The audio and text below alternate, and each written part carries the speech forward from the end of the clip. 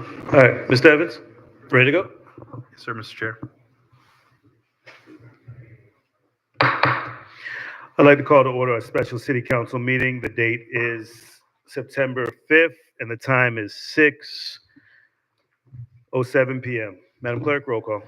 Mayor Ronnie Felder, Chairperson Douglas Lawson, Here. Chair Pro Tem Chadwick McCoy, Councilperson Kashamba Miller Anderson, Councilperson Shirley Lanier, Councilperson Glenn Spiritus, Here. City Manager Jonathan Evans, Present. Acting City Clerk Deborah Hall McCullough is present, City Attorney Don Nguyen. Here. Mr. Chair, you have a quorum. You may proceed. Thank you. If we can have a moment of silence, followed by the Pledge of Allegiance, led by Councilwoman Lanier.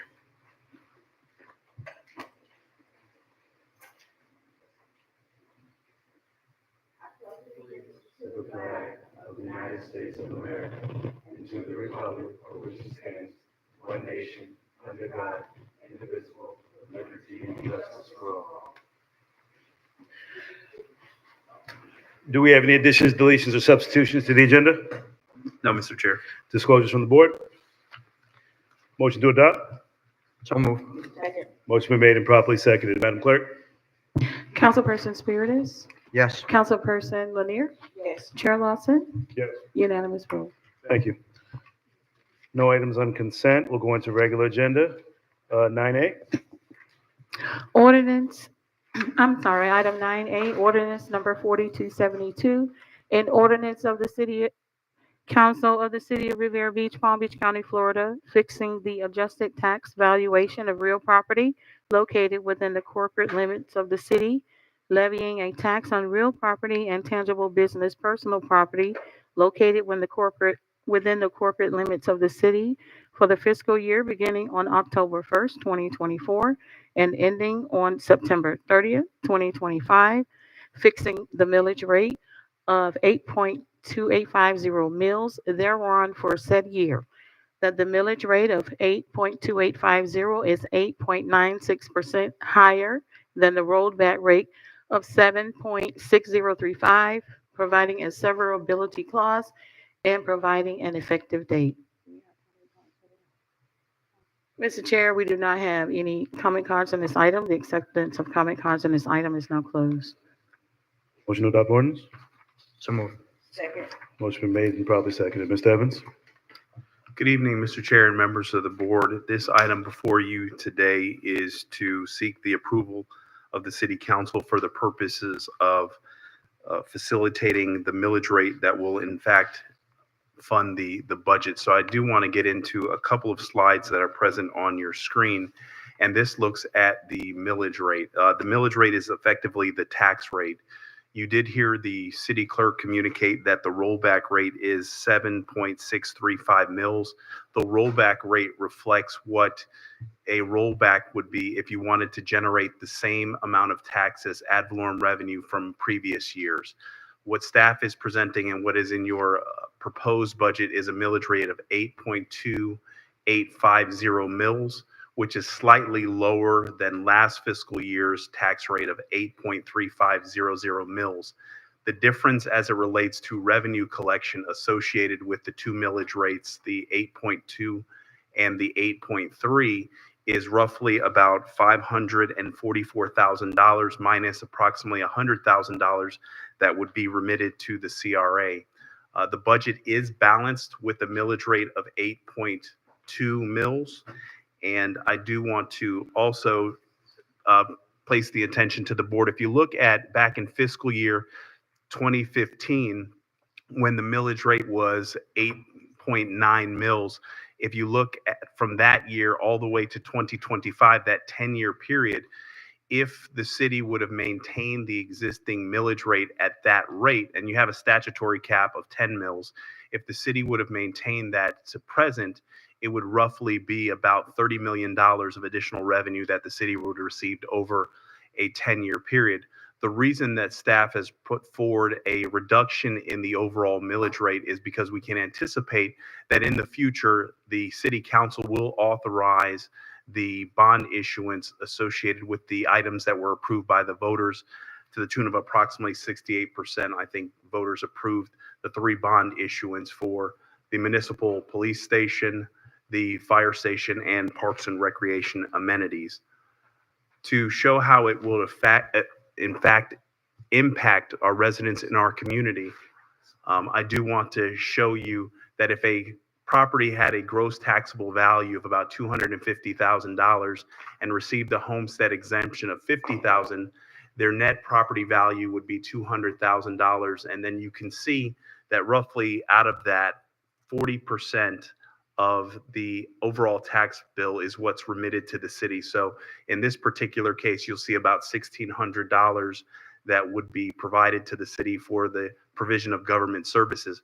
One of the things that I do want to also recognize and give credit to the board with regards to their leadership, last year we did move forward with a senior exemption that provided relief for our residents that qualified under that senior exemption program. And so if individuals did qualify for that, instead of paying that $1,600 to the city, they would actually see their tax bill roughly at about $1,200. And then you would also see a subsequent reduction in the amount that's remitted to Palm Beach County, roughly saving the taxpayers that do qualify approximately $700 in their overall tax bill. That is something that is funded by the city in order to provide that particular exemption, but that is available for our residents. So at this time, staff recommends approval of the millage rate at the 8.2850 mils, and we are prepared to answer any questions the board may have. Thank you, Mr. Evans. Question from the board? Mr. Chair. Dr. Spadish, you're recognized. Mr. Evans, we were speaking last time about the remilling of roads and how much funds we have available for that in the capital improvement plan. Can you tell me what you have in your final plan here right now?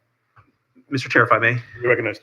In subsequent items that we do have in the budget, with the adoption of the budget and the actual capital improvements, we did put $1 million into that particular account, and we doubled the money for traffic calming devices. So we put approximately about, I think, $500,000 additional in milling and resurfacing based on the last conversation that we did have with the board. Mr. Chair. You're recognized. So I just want the community to understand that $1 million for remilling does one road. We really need to do many, many roads in the city, and I don't think that we have enough money budgeted for that purpose, and that's a very important item. Mr. Chair, if I may. You're recognized.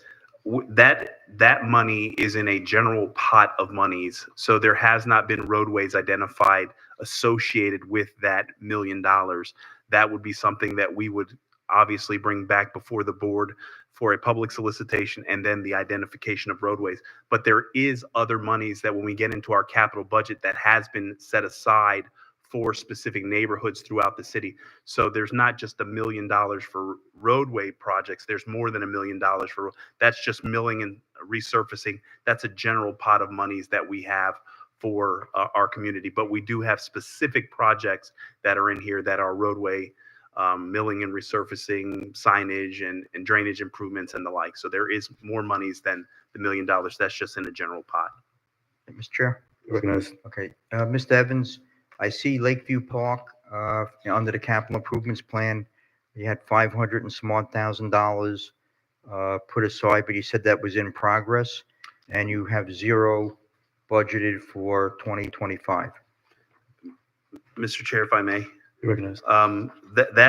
That's provided for in the subsequent items when we get into the budget. What we have budgeted for Lakeview Park, I think, is $500,000 is current for, and that's for design and engineering. And then I believe there's $2 million also that's provided for. And there is some, yes. So 2027, there's $2 million that's provided for in that particular in the capital improvements plan. Additionally, I know that the city, the CRA is appropriating monies to be able to move forward with the project in Lakeview Park as well. So there is other monies that are associated with that particular project. We are going with design and engineering and then looking to attempt to receive monies, whether it's from the state or federal government, for the entire roadway project in that particular neighborhood. But there is monies that is provided for in the budget for that community. Okay, thank you. Thank you. And also, just to follow up, I had a conversation with Mr. Sherman in reference to the roads, infrastructure, and some of the funds, and possibly increasing the millage and discussing what that would look like.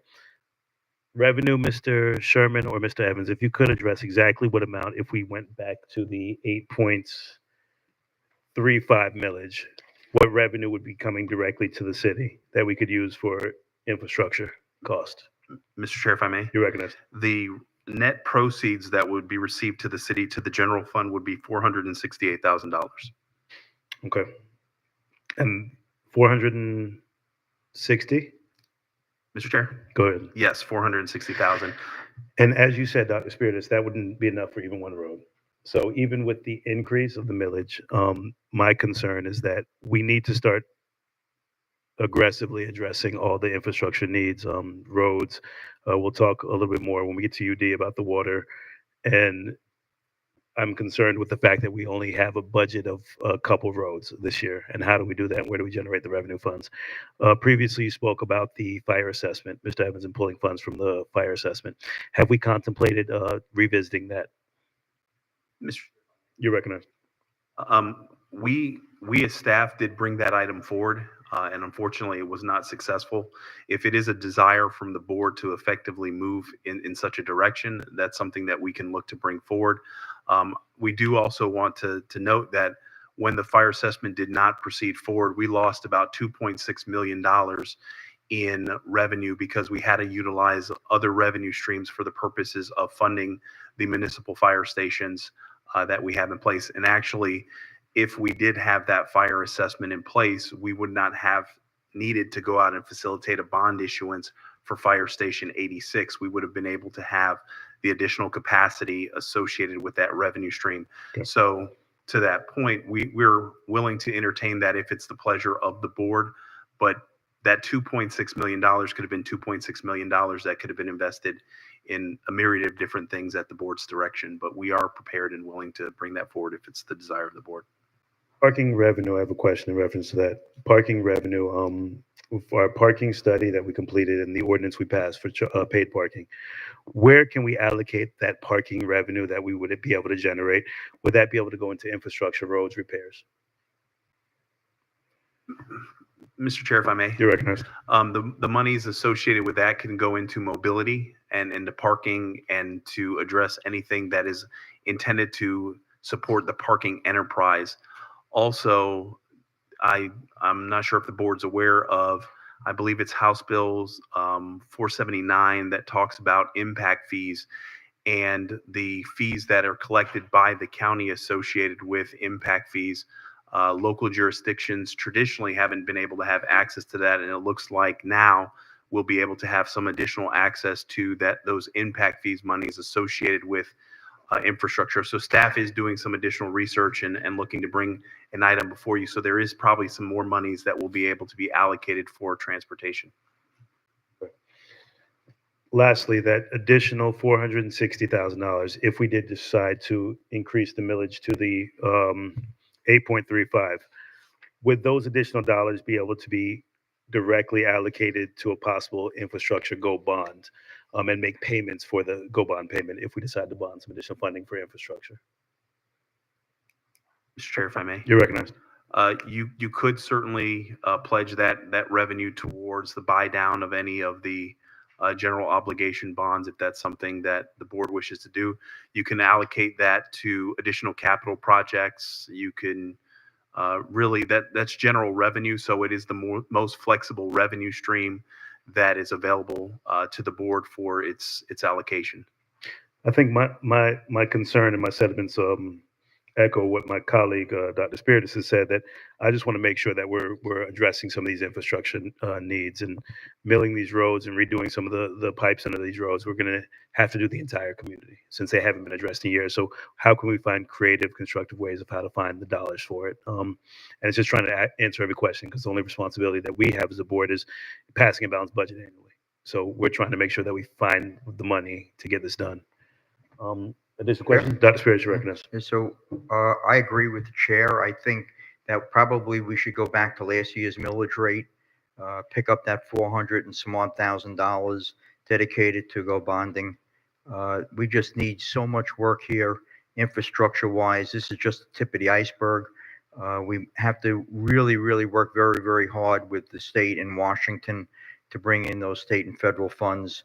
But as you know, shovel-ready puts you at the top of the list. So some of these funds may be, as you said, Mr. Evans, used for design work so that we can be shovel-ready on these projects.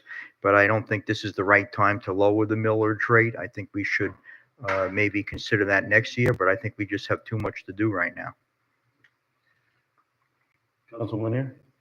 Okay. No, I just wanted to ask about the senior discount or the senior for the homestead exemption. What is that, a percentage or is that a set amount? And let the record reflect, Councilman McCoy is on the dais. Go ahead, Mr. Evans. Mr. Chair, if I may, You're Mr. recognized. Sherman will answer this question. Thank you. Yeah, it's up to it's a $50,000 exemption, but you have to qualify for it. So you have to have age, income, and property value all have to meet certain restrictions. But you would get a $50,000 exemption off your taxable property. In addition to the 25? In addition to the 25, and it would both be city and county. To piggyback on that, can we work with the county on doing a media campaign just to let our seniors know for does it automatically get assessed to the properties they have to apply for it? What's the steps they take for the seniors? Yeah, it's like a homestead exemption. You have to apply for it. Last year, when it passed, we put it in the utility bills. We can make another run at that. But I do know that when they go to the county and apply at the county then would do it Right. for us the other Thank you. way as well. Thank you. Mr. Chair, Dr. Spears, you recognize. City Manager Evans, can you tell me if we have enough money in the budget to cover any raises for the exempt employees as well as the police officers that are not covered under the contract? Mr. Chair, if I may. You recognize. We do have monies that are provided for in the budget to cover increases for exempt personnel and personnel that is currently represented as well. Thank you. Councilman McCoy, you recognized. Thank you. Pardon my tardiness. I had to, we don't usually meet on a Thursday, so I had some other commitments that I had to resolve. So am I hearing the discussion of someone suggesting to roll down even further that 8.2? Oh, I'm sorry, roll up to the 8.35? Yes, sir. So we initially on resolution, did we not publish it at 8.2? Mr. Chair, if I may. You recognize, Mr. Evans. We published it at 8.35, Councilperson, for the purposes of the trim notice. So why is this on the agenda as 8.28? Mr. Chair, if I may. You It's what staff brought forward that the proposed budget is developed on the 8.2. And if I think I came in at this point, we're talking about the net of $400,000 inuring to the city is the difference? Mr. Chair, if I may. You recognize. Yes, Councilperson, to that point, it would generate about $543,000 in totality, minus what the CRA would receive. The city would net $468,000. Yeah, well, I think I heard the chairperson mentioning buying down on some of the bond debt, but do we have in our capital plan to issue and actually encumber and expend that in this fiscal year? In, I guess, preliminary planning or something like that? Mr. Chair, if I may. You recognize. Some of your capital projects, probably you'll see some expenditures and desire from staff to move forward with moving with the issuance on some of these, the bond initiatives, specifically the police station and situation with your fire station. And that's probably going to be the latter part of the year because obviously we have 3 years that we have to complete the project associated with once we do receive the monies. Follow up. You recognize. So I respect and understand your position, but members, the size of our budget, are we going to sit here and give the smoke and mirrors appearance that we're really offering a cost savings of rolling down to or rolling back up to 8.3? Well, actually not a cost savings, but a better benefit, when the truth is, if we're that concerned, we need to be more concerned with our current spending levels as opposed to trying to grab an extra $500,000 from the taxpayers. I think if we really want to look at how we can buy down on some of the debt going forward, we probably should be concerned with, our current spending levels. And I'm certainly not speaking in terms of staffing, but some of the other things that we do. I know significantly, we, at least for the legislative department, have not done as much as um, we have normally done in the past with various expenditures, but certainly it doesn't really seem like we're going to net a whole huge benefit by going from 8.2 up to 8.3. $500,000 is very de minimis considering the size of our budget. If that's the concern, members, we need to be directing administration that they should be more frugal when it comes to some of the spending that's not mission critical. But I would love to keep the monies in the taxpayers. And I mean, I don't even think you're going to talk about maybe $2, if at best. I don't even think it's going to equate to $2 per household. When if you were to break it down. So I think the focus is buying down debt or having additional dollars to buy down debt. Let's talk about cutting some of the expenses that are discretionary in nature. Mr. Chair. Let the record reflect, Ms. Miller Anderson is on the dais. And I did want to address that as well. Dr. Spittis, just give me a moment. I understand my colleague said that it would be de minimis. As you stated, you also stated that it'd be maybe $2 to $3 per household, but 460,000 of buying power for bonding capacity could take care of a couple $1 million in roads if we went out and bonded additional infrastructure needs that are necessary. So to just say 460,000 is de minimis when you could use that to pay a bond for the next 20 years, I think would definitely help with changing infrastructure. And since we are talking about just the millage right now, the bond budget is up next. So yes, we will be getting to the spending of the staff and make sure we can kind of narrow in on the budget to see if there's any concerns there. But we're just on the millage rate, so I think that's why the discussion's happening now. But the budget will be up next. Dr. Spiritus, you recognize? Yeah, I was just going to say just what you said. I agree 100%. Those funds can be used for bonding, which will result in millions of dollars of additional money for projects that are just so necessary right now and cannot wait. They've been waiting for 50 years, many of these projects. And I agree with that because I've looked into other areas of how we can maximize on our spending capacity, our buying capacity. And I do agree, Councilman McCoy, that we have to narrow down and fine tooth comb our budget with making sure the spending is done properly. But that savings of that 460,000 will give us additional bonding capacity to actually do more roads. So I don't want to actually buy down some of the bonds we have. We're looking to possibly add an additional 10 million in bonding capacity with 460,000 annual that can go towards that payment of the bonding. And then that would give us a substantial amount of road infrastructure investments that we could use. So that was my thought process. But when we get to the budget, we'll talk more about the budget. And right now it's just the millage rate. Councilwoman Miller Anderson, you okay? I know you just got here and I don't want to interrupt. Thank you. Welcome to the dais. Questions from the board? Discussion was that we're currently looking at 8.285. There was a discussion from my colleague and myself to possibly roll up to the 8.3. Any other discussion from that?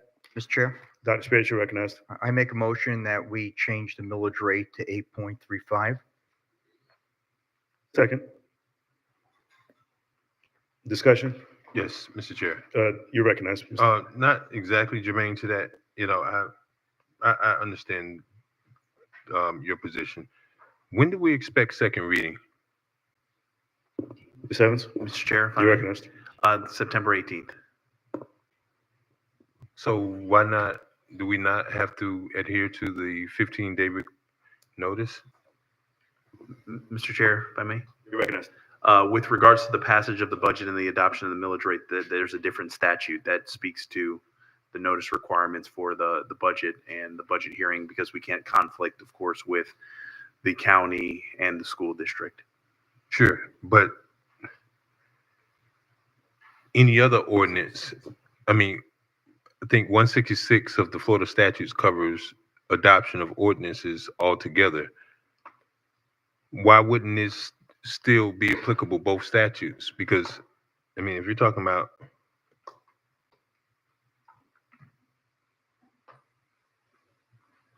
well, I guess that puts us at just about that, the same amount of time. Yeah. So I guess my question is, are we scheduled to meet next week on the 11th for UD? Mr. Chair, if I may. You're recognized.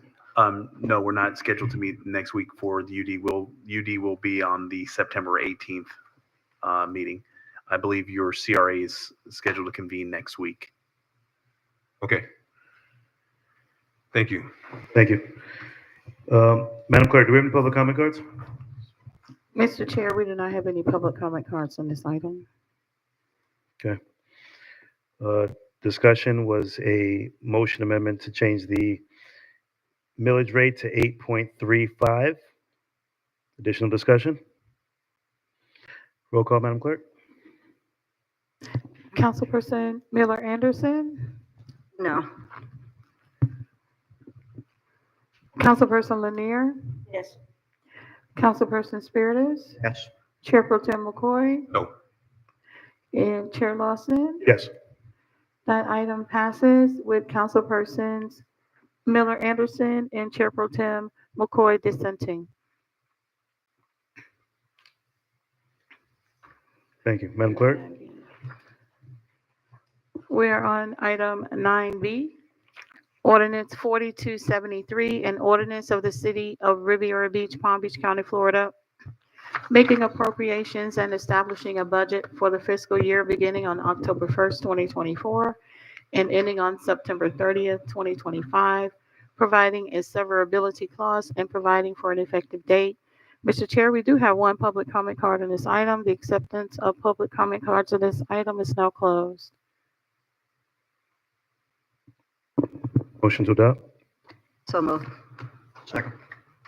Motion been made and properly seconded. Madam Clerk. I'm sorry, Mr. Evans.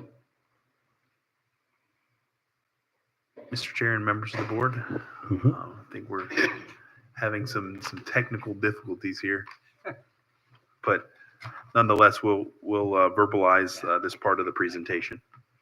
Mr. Sherman? Yes, good evening, everyone. Randy Sherman, Director of Finance and Administrative Services. So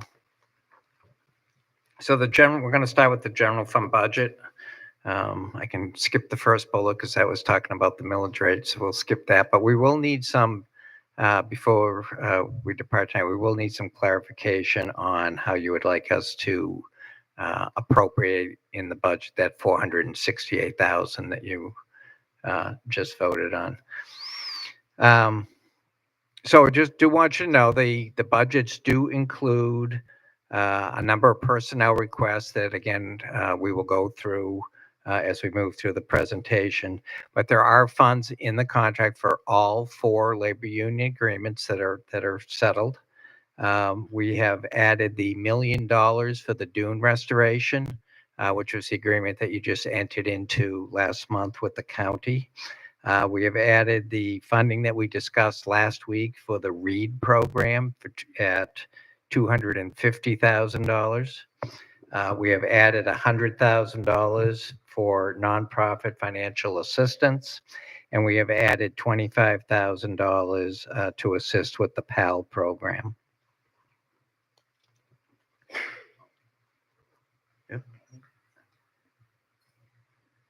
Mr. Chair. You're recognized. So, thank you. Mr. Sherman, I guess, so this is where I'm just taken back to the millage question. You're asking us to budget the additional 400 and some odd $1,000 that we just we anticipate on receiving based on the change in the millage rate. But my colleagues put up and submitted to us that this was going to give us additional borrowing capacity. That's not the same thing. I mean, to levy taxes, to hold on to money just for future possible leverage is not what you just offered up. You're asking us to give you direction on how to spend that. I think we need some clarification before we even go further. Sure, and this is coming, this is my thought process for 2025. You're right, we'll have no new debt service. Okay, so for 2025, we can spend that in probably capital or however you see fit to tell us where you would like that. And that capacity, the 0.065 mils that you've kept on the millage rate, I'm going to go with the thinking that that is going to remain consistent from this year to the next year to the next year. And then when we do come around to issue bonds, then we would be able to have that money already built into the budget.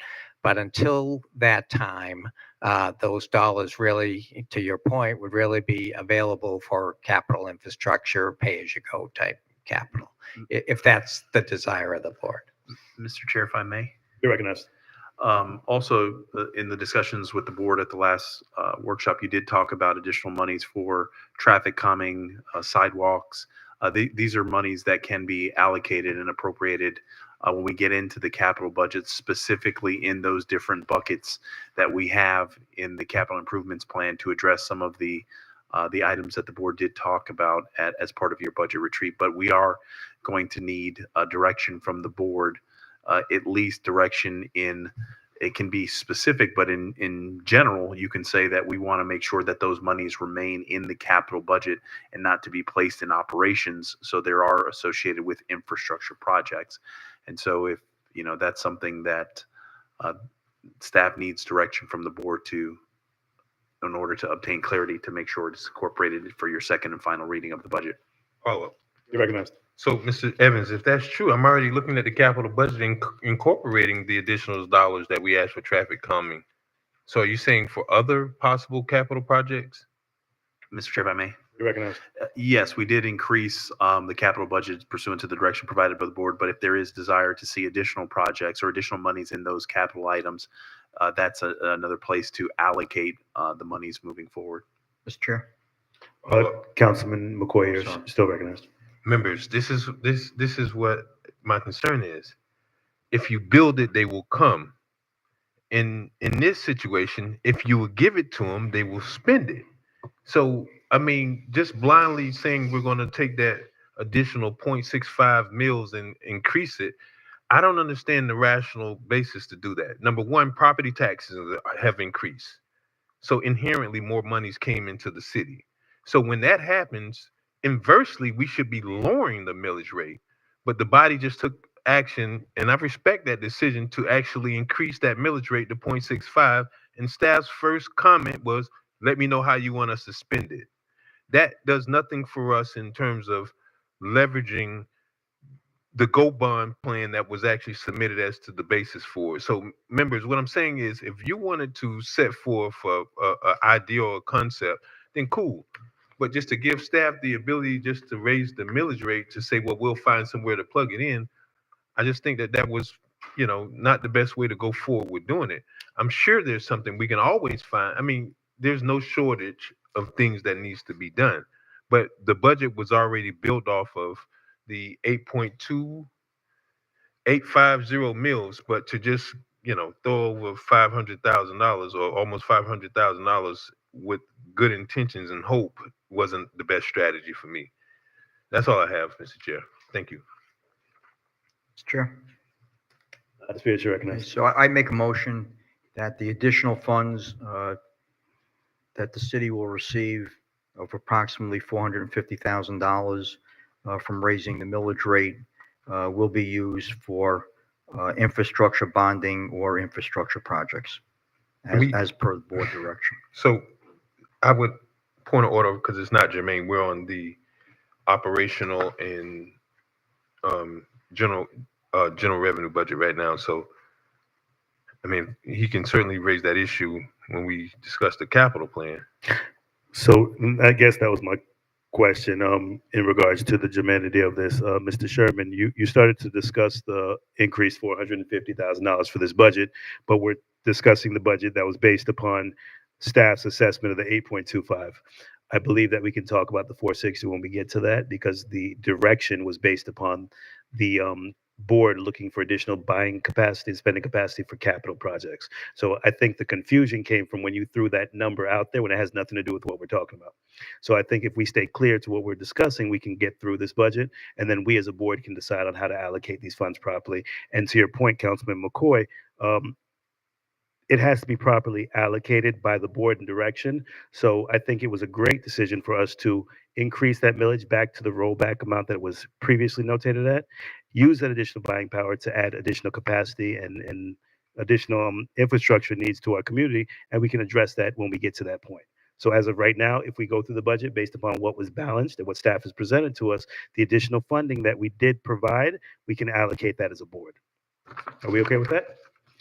Mr. Evans or Dr. Spittis, you're recognized. Just for the record, I want to withdraw the motion and I'll make a new motion when we get to the capital project. Thank you, sir. Mr. Sherman, if you want to continue, please. Sure. So this is a vision of the 2025 general fund expenditures. On the left-hand side, we really have it by major spending line item object categories. As you can see at the top, again, salaries and benefits take over 52% of our budget. And then again, we have gone and listed out high to low our general line items. Down at the bottom, we have our contingency is at $525,000 this year. Operating capital, that's money that folks have within their operating budgets. So they don't reach the definition of our CIP. Those could be things as simple as, a copier or something like that that we're classifying as capital. And then down the bottom, we do have a number of transfers that occur out of our operating budget. A number of dollars, the $8.6 million is transferred to the CRA. All of the tax money does come to the city, and then we transfer the CRA's component to them. We're putting $8.6 million into our debt service fund. That is for the bonds that we have already issued. And then we transfer $4 million to our pay-as-you-go capital. And by charter, we transfer that $1,039,000 into our major disaster fund. On the right-hand side, this is a breakdown by department. Police department and fire department are our two largest departments as far as funding goes. The police department budget went up about $2.9 million this year, and fire went up just over $3 million this year. Public Works is at $7.7 million, Parks and Recs just about $6.4 million. And then the city admin follows that. I do want to jump back up to the second line. Sorry, I skipped that one. That is our general administration line at the $25 million number. That's where all of those transfers reside, and any other general citywide type expenses that we may have, such as paying unemployment and those types of issues. But again, this is a $111.4 million budget for the general fund. Overall, what is going to be advertised? We do advertise all of our city budgets. So again, you can see the general fund budget at the top in the 2025 column is at $111,466,000 number. You see the debt service number of that 8.6. So again, all the money goes into the general fund, and then we transfer money over to the debt service. And then the third line, the major disaster fund. We have a number of enterprise funds, which Chair. was. You recognize Councilman McCoy. Mr. Sherman, I don't need you to be the commercial that comes on TV when they go very fast at the end. Sorry, that's my nature. I'm sorry. Yeah, slow down for me, please. Thank you. If we could go back, I want to Sure. see on a couple slides back on the general fund revenue. Can you point to where UD's transfers or the allocation that we bill UD from the I'm user sorry, I services? skipped that. Okay. All right, so Yeah, is that the intergovernmental? I'm sorry, I'm trying to find my eyes here.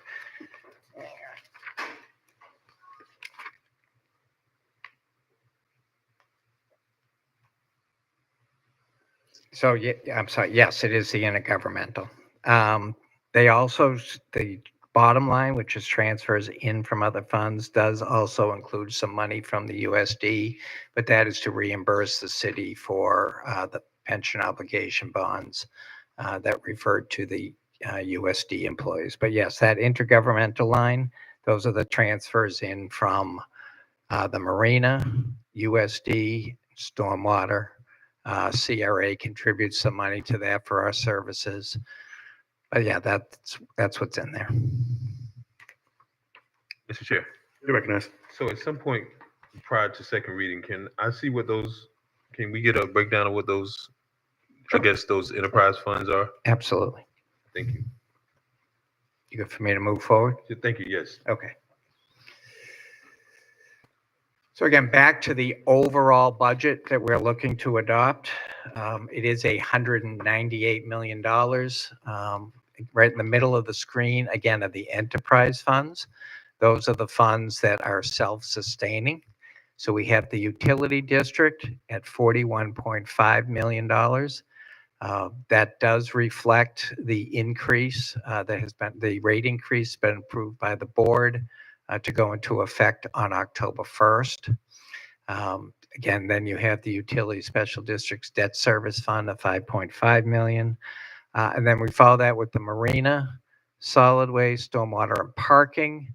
Marina, the budget is up slightly due to the fact that we now have the FDOC open and operational and available for rent. The solid waste collection, that one has actually gone down a little bit. We're still, we're only 2 years into that contract with the new service franchisee provider. And we're still trying to target in on that number and exactly what those collections are going to be. But that does now take into account something like Berkeley Landing, which is, now on board. And what that $6.8 million represents, those are the dollars that we've collected. And then we have either transferred to the city to cover certain costs or paid back to GOOD for their services. The stormwater operating fund, again, that's a little bit higher because we've added some additional properties. That fund tends to stay relatively flat. It's a flat rate that has been adopted. So you see that on your bill. It's the same amount every month. And then the parking fund, we have adopted the new parking ordinance. We know when we adopted that parking ordinance, we anticipate actually revenues far in excess of the 1.2, but we didn't want to count those numbers too high since it is a startup year. So we've budgeted $1.2 million when I believe what we were projecting when we adopted the ordinance was closer to the 2.3, 2.4 number. Oh, Mr. Chair, You recognize? two things. So perfect. I was just looking at that solicitation. Where'd you get the 1.2? Because I guess the proposals didn't even come in at that amount. Not even close. No, their numbers not close to that. That 1.2 covers our costs as well. So not just the cost to pay for the management fee, but the cost of operating the parking system. So again, we have to go out, we'll have to put in fencing, we're going to have to put in cameras, we're going to have computer systems and, staff to monitor it and the like. So that's really what that 1.2 is. So again, that startup, my feeling is again, once that is up and running, a lot of those, startup costs will actually go away. And to the point earlier that came up, what can those dollars be used for? At that point, we can use those dollars to develop, additional parking, because right now, the only parking we really have is at the marina and at the Ocean Mall. but that funds can also be used for mobility. So again, if you wanted to, bring in transportation or put it into, streets or sidewalks or bike paths or those types of. Mr. Chair, You're Mr. recognized. Sherman, this is the first that I've ever heard that. We've never had a parking fund before. Legislatively, we haven't really set forth what those dollars can be used for. You seemingly are just kind of saying this just from, I guess, willy-nilly. How do you establish that? There's not been any authoritative guidance on how to use parking funds money, and it's an enterprise fund. So unless the board actually specifically delineates, I don't know that we. So the ordinance does delineate that. So again, it has to be used for it's parking, and it specifically identifies mobility. Okay. Yeah. So But to your point, I think is you're right. You haven't really targeted any specific projects in that regard at this point. Again, this is just the budget to, get this kicked off and started. And then once, we really start to see how these revenues are going to flow, I think when we get to the, 2026 budget, I think we'll have a better idea of really how we can use what we'll call, the funds in excess of, the operating budget that we'll need to, or the dollars we'll need to operate. Mr. Chairman. Councilman McCoy, you're still recognized. thank you, and I'll be very quick. The other two governmental funds, the debt service fund, I want to know what we have currently outstanding, as far as We can provide that. and I would imagine that's associated with 87. It is, one of the issuances is for 87. We did issue debt for the marina and for some road projects. So I think 13 was in there. I know H was in those bonds. And then again, dealing with the marina. And then we issued pension obligation bonds at one point to take out our unfunded liability in the pension plans. It'd be good to see what those are itemized, as well Yes, as I would we like can to do know what's in the major disaster fund. The total. Yes, thank Yeah. you. Okay. Thank you, Mr. Chair. Thank you. And if you can send that out to everyone, Yes. and to the No, entire we'll board, 'cause provide that it to major the full disaster fund, council. same question. Thank you. Eh, Dr. Spears, Mr. Chair. you're recognized, Councilman And Boyd. real quick, and the reason I want to see that because we're building projects year after year, but I don't know that there's been a year by year comparison to where we are in terms of buying down the current debt obligations that we have, and now we're contemplating taking on another $115 million and what that's going to look like. Because if we're setting aside $8 million right now, in 5 years, this organization is probably going to be setting aside close to $25 million in trying to pay back. Well, actually, that's probably between the CRA and the city, but certainly at least double that amount, almost $16 million to pay down debt service. I think what we hit at the high point, because we did look at this when we were looking at the bonds. So when the new bonds are issued, they will be wrapped around the current debt service. So the peak is probably going to be somewhere in the $10 million range. These bonds all go away by 2036. So again, once you get out to 2036, that's where most of that debt service will be on the new projects. But we'll get you the full debts report that we have, that we put together, that we provide as part of our continuing disclosure. Mr. Chair, you ready for me to continue on those? Sure. Or is that Dr. good? Spears, Okay. you're recognized. Mr. Sherman, when you did your parking analysis of the $400,000 income, did you take into consideration that we were going to give discounts to the residents? We did, and it came up to, I want to say, if I recall correctly, about $75,000 is what they had estimated. So yes, that was calculated into that number. Thank you. Thank you. Additional comments from the board? Yes, Councilman McCoy, you're recognized. Mr. Sherman, it's even more important that you mentioned that the current debt service that we have will be gone away in 2036. Well, 2039, we absorb whatever outstanding capital debt obligations the CRA has. So, I mean, it seems like we're just shifting monies here. And I think we got to look at this holistically. And we're going to be in a situation where the taxpayers are going to be in debt, and they can always count on us being near the top tier of the millage rate, or fees being extraordinarily high. So I think, this is great that we're looking at it from the city's perspective, but we should also keep in mind, yeah, we're dropping off in 36, but we're picking back up a significant amount of debt. Yeah. Mr. Chair, if I may. You recognize Ms. Owens? But we also would then start receiving the revenue that we've been remitting back to the CRA as well. So if you see, realistically, the CRA gets $8 million. So by hopefully the TIF in the CRA is, $88 million, and that revenue stream would come to the city. So invariably, that's really, I think, where you're going to hit your strides, where you can provide for some relief on some of the for the taxpayers. Thank you. I was going to say, and if I may add to that, CRA does not have any debt that extends beyond their life right now.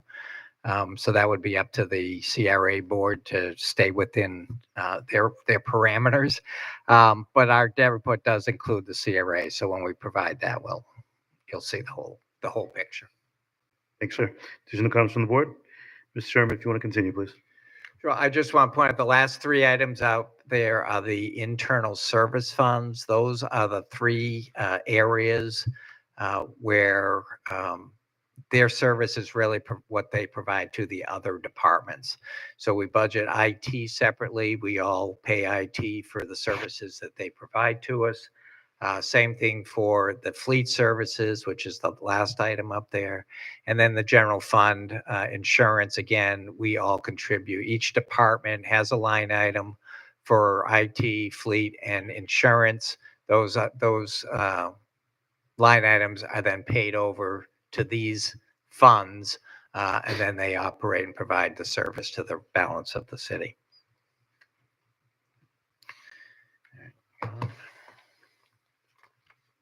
All right, Mr. Chair and members of the board, this is a continuation of the discussion that we had at your budget workshop to speak about the READ program.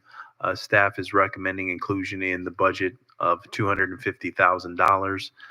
In this particular program, there is a matrix that I have that builds out some of the elements associated with the program to really attack some of the educational institutions in our community and to help provide for assistance to address some of the challenges that we know are present in our local area elementary schools. And so staff is requesting the board's consideration to maintain this particular program. I do have a draft program developed, and certainly would like to have a more robust conversation with the board. But certainly, I think this is one of the things that you may want to facilitate a conversation when the educational committee is seated to get their opinion and feedback on the program, and then invariably the board then adopt what the standard is and what the mechanism is to provide for the funding. In the matrix, it does always maintain the control of the monies because in previous discussion, it was a situation whereby monies could be remitted to the schools, and that still is a possibility, but that is something that would be under the purview of the program scope and design. But the intent is to have measurable success associated with the program to address reading, language arts, English, math, science, and social studies within our communities. A lot of other communities have moved forward with similar programs, Wellington, Delray, and Boynton, and we are going to build off those program models to bring something for your consideration. And so staff is requesting that the board continue to keep this program or to support the funding that is in the budget for the READ program.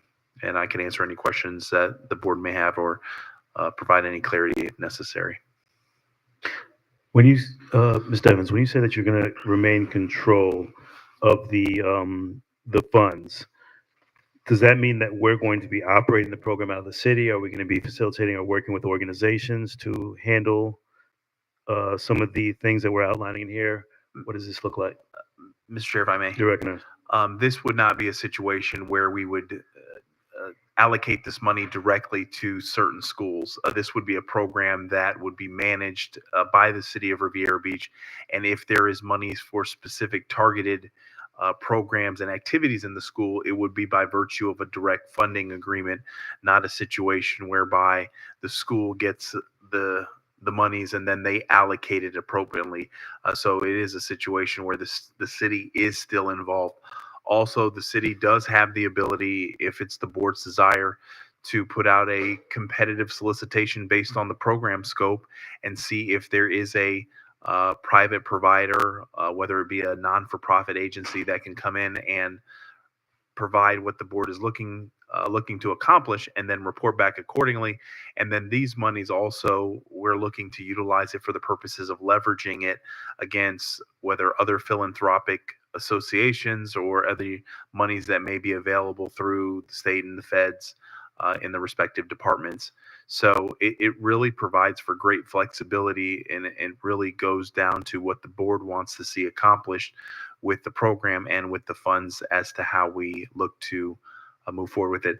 The shell that's developed is that just the shell. It speaks on, what some of our target benchmarks are realistically, and just one of the basic elements is we would like to see that all our schools every year increase a grade until all our schools in our community, especially our elementary schools, are at that A level. So, that is one of just the basic elements that are contained in that, and we are looking to refine that as to what other agencies are doing it. And so this program provides for a lot of flexibility, but we want to make sure we accomplish what the intended outcome of the board is to address some of the challenges our students are having.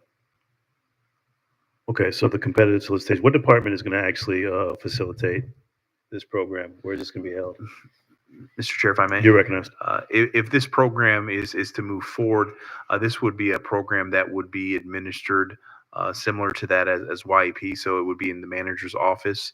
The assistant to the manager would be the person that would be the responsible party for the management of this program. Okay. Okay, additional comments? Okay, thank you, Mr. Evans. I see that, well, the READ program was one. We had two other items that were on the agenda where we talked about PAL and the nonprofit. Are we, is that somewhere in the presentation? We can take that right now, Mr. Chair. It was Okay. actually on the first slide that when we had technical difficulties. Right. So Do we have an outline of that itemized as well, similar to the READ? Mr. Chair, You're recognized. no, we do not have that itemized. And I do want to speak on those particular items, Mr. Chair. Go ahead. Included in the budget, we have approximately $100,000 for assistance to non-for-profit philanthropic organizations in our community. This is predicated on the discussion that the board has had for some time now to bring back the program similar to the community grants program that we had a couple of years back. So staff has allocated $100,000 for the purposes of community grants.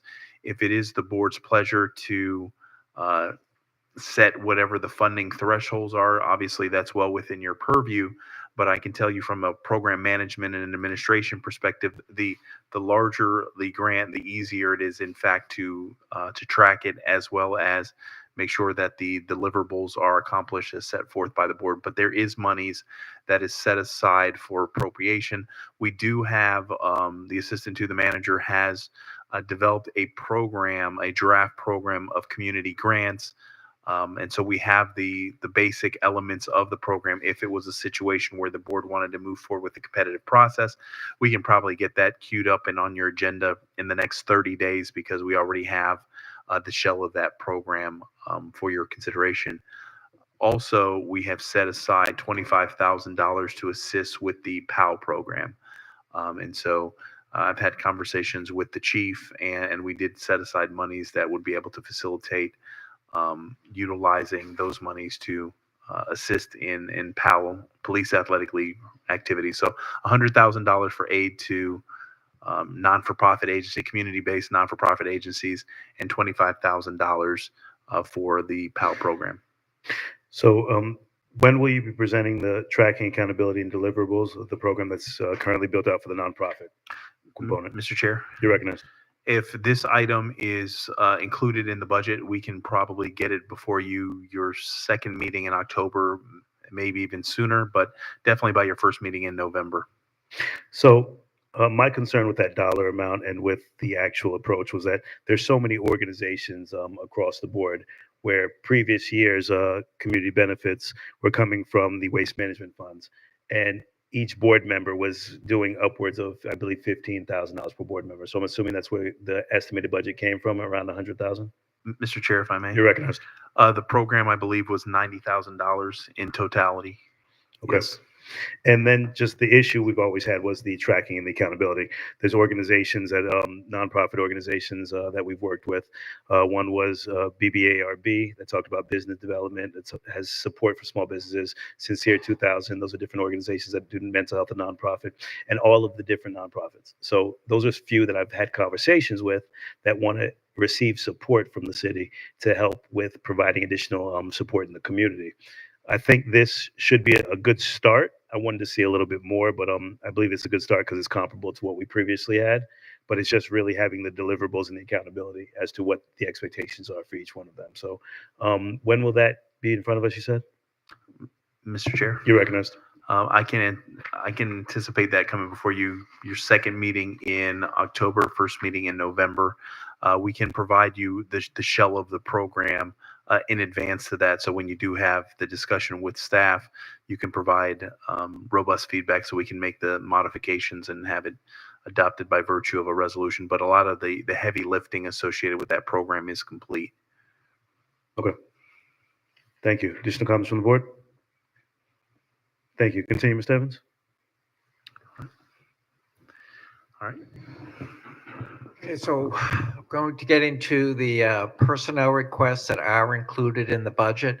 As you know, we have spent a couple of meetings, the budget workshops, talking about personnel. With our last packet, we provided a lot of support requests, documentation from the departments.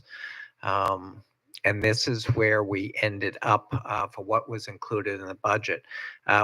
You'll notice in that package, if you've had an opportunity to go through and read it, our human resource director did raise a number of concerns with some of the requests and the fact that we would need to go back to the unions before we could take certain actions. All of those items have been stripped out. We did not include those items in here. We will take the time, we will go back, we'll work those, and then at a later point, we maybe bring in some of those items back to the city council for consideration through resolution. So what I would say, I know this looks like this is going to be a lot of positions. I would point out in 2021, during the COVID, we did purge over 40 positions.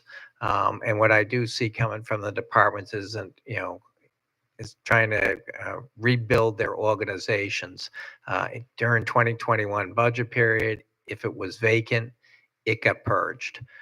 So again, there's not any necessarily sense maybe to some of these and why these are vacant or why these are new positions. But these are the positions that are included. Mr. Chair, before you go further. You recognize Councilman McCoy. I just, before you get started on going down this list of positions, I want to make sure I understand what you said.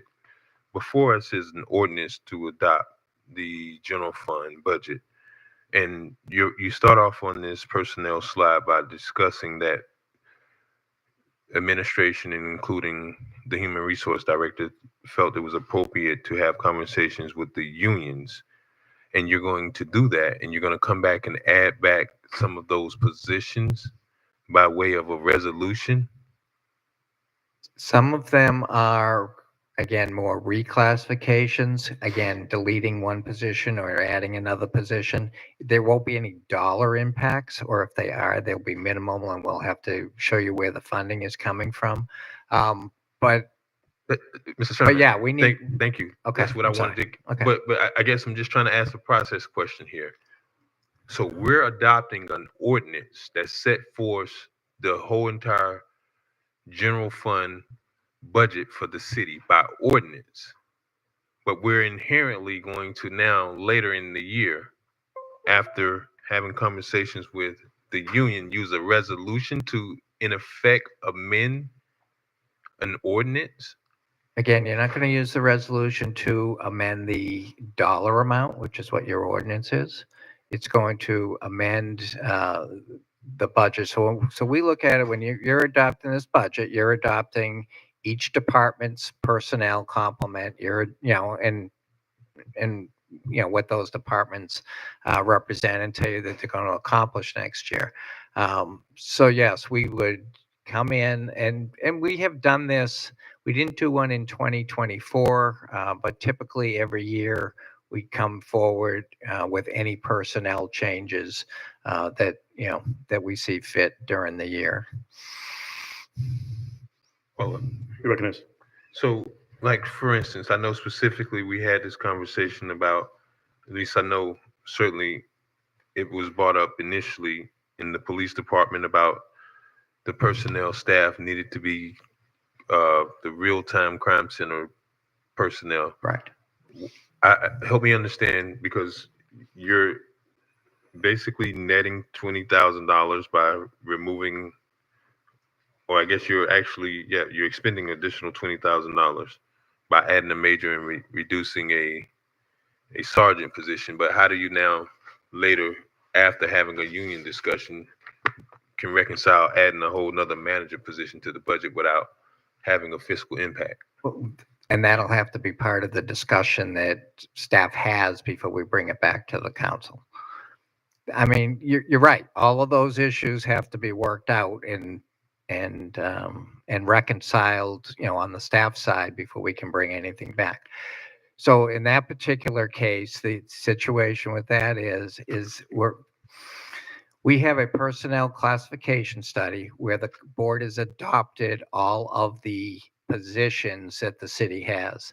That's a new position that is being asked for. So that's going to take us a little time. We need job descriptions. We need to know where it's going to fit in the organization. We need to know, what classification it's going to, what salary classification is going to fit in. And those are the types of things we need the time to go through and work on those things. There may be other changes that come forward that may offset some costs as we go through. But we didn't want to rush them through without having the answers to those specific items, especially with those items that either require us to go to the Public Employees Commission or deal with the unions. Thank you. Thank you, sir. Additional comments? You can continue, Mr. Chairman. Sorry. Okay, so starting with procurement, as we know, procurement has some difficulties in the last few years, not only retaining a director, but again, with in the organization being able to meet our schedules. So what we're doing there is we're adding the procurement contract specialist. We used to have a contract administrator that we lost, but we're adding a contract specialist here. We also add a senior procurement contract specialist. The second one is adding a contract specialist. We are eliminating the procurement manager position that we tried a couple of years ago and have never been able to fill. And then we are adding an assistant director position to procurement. Under human resource, we are adding an insurance tech position that was lost years ago. And we also took out some of the human resource administrative positions. So we're adding back a senior human resource manager. Finance department, I have a vacant customer service rep position that I will swap out for a non-existent billing and collection technician position that, again, I lost several years ago. They're both the same job classification, so there's no dollar impact in that. Mr. Chair, You recognize? are they the same position? Because which one is the field, is the person that actually goes out into the field? That's a customer service worker. These are customer service representatives. So these are the folks inside. So this would be someone that's like manning the call center or something? This will be someone to assist with the billing process. as we add more properties and more customers, again, this is a position we used to have that we lost, again, through the budget process. So because I have a vacancy, I'm willing to swap out that one vacancy of the represented customer service rep and replace it again with a technician. And again, just so I'm clear, the customer service representative is not the same person that actually goes out into the field. You said that's a worker? It's a customer service worker, correct? Surely their title isn't called customer service worker. It is. Well, we need to talk about that Yeah. too. No, 'Cause- I'm open to that. Yeah. yeah. Okay, Public Works, we're looking to transfer 2 positions out of Public Works and really create a capital project engineering group. The city engineer and the project engineer manager are the tag team for all of our capital projects. So we're looking to pull them out of Public Works and kind of set them aside in their own division within the administration. We are adding a solid waste compliance officer and 2 solid waste code compliance officers to address the issues that we are currently experiencing under our current contract. Mr. Chair, You're recognized. thank you. So I'm glad you brought that up. So I did see after we did get a number of concerns regarding the solid waste services that our contract provided for the trash hauler to provide a compliance officer. We have not had one. Do we go as an organization right now in 2024 to claw back the last 2 years worth of compliance service officer funds that we should have had? This contract does not have compliance of that prior contract did. This one, it funds it through the franchise fees that they pay. I'm not sure what that means. It's funded through the franchise fees. So in the prior contract, we received an administrative fee and we received the community benefits money, and we had funds that came in to help fund a position. I'm talking the compliance officer. Now what the city receives under the current franchise agreement is just the franchise fee. Are you certain? Because I'm almost sure I remember that there's a compliance component built into the solid waste services contract that they're supposed to at their cost provide compliance. They may have personnel. one on their side, but they do not provide us any additional dollars on that. I mean, I'll go back and look at it to try to figure out what you're referencing, or if you can, Okay. provide me some direction on where you see that. But yeah, they do not provide any payments. All right. Thank you. Fire chief for several years has asked for a training and logistics officer. That has now been added. For police, again, this was discussed during last year's budget. We would like to add 1 major position, defund a sergeant position that is vacant. Under city administration, we're flipping out the deputy city manager for a second assistant city manager position. We're adding the communication and marketing director position that we have talked about for a couple of years now. I'm sorry. Hold on, sir. Sure. I just looked at one page and you've already Oh, I'm turned sorry. to the other. So You want to go back to Did the we- prior one? yes, did you talk about police? I did. Okay, so if you don't mind Oh, repeating that's that fine. again. Okay, sure. For a couple of years now, police chief has asked for a a new major position. And we had a vacant sergeant position.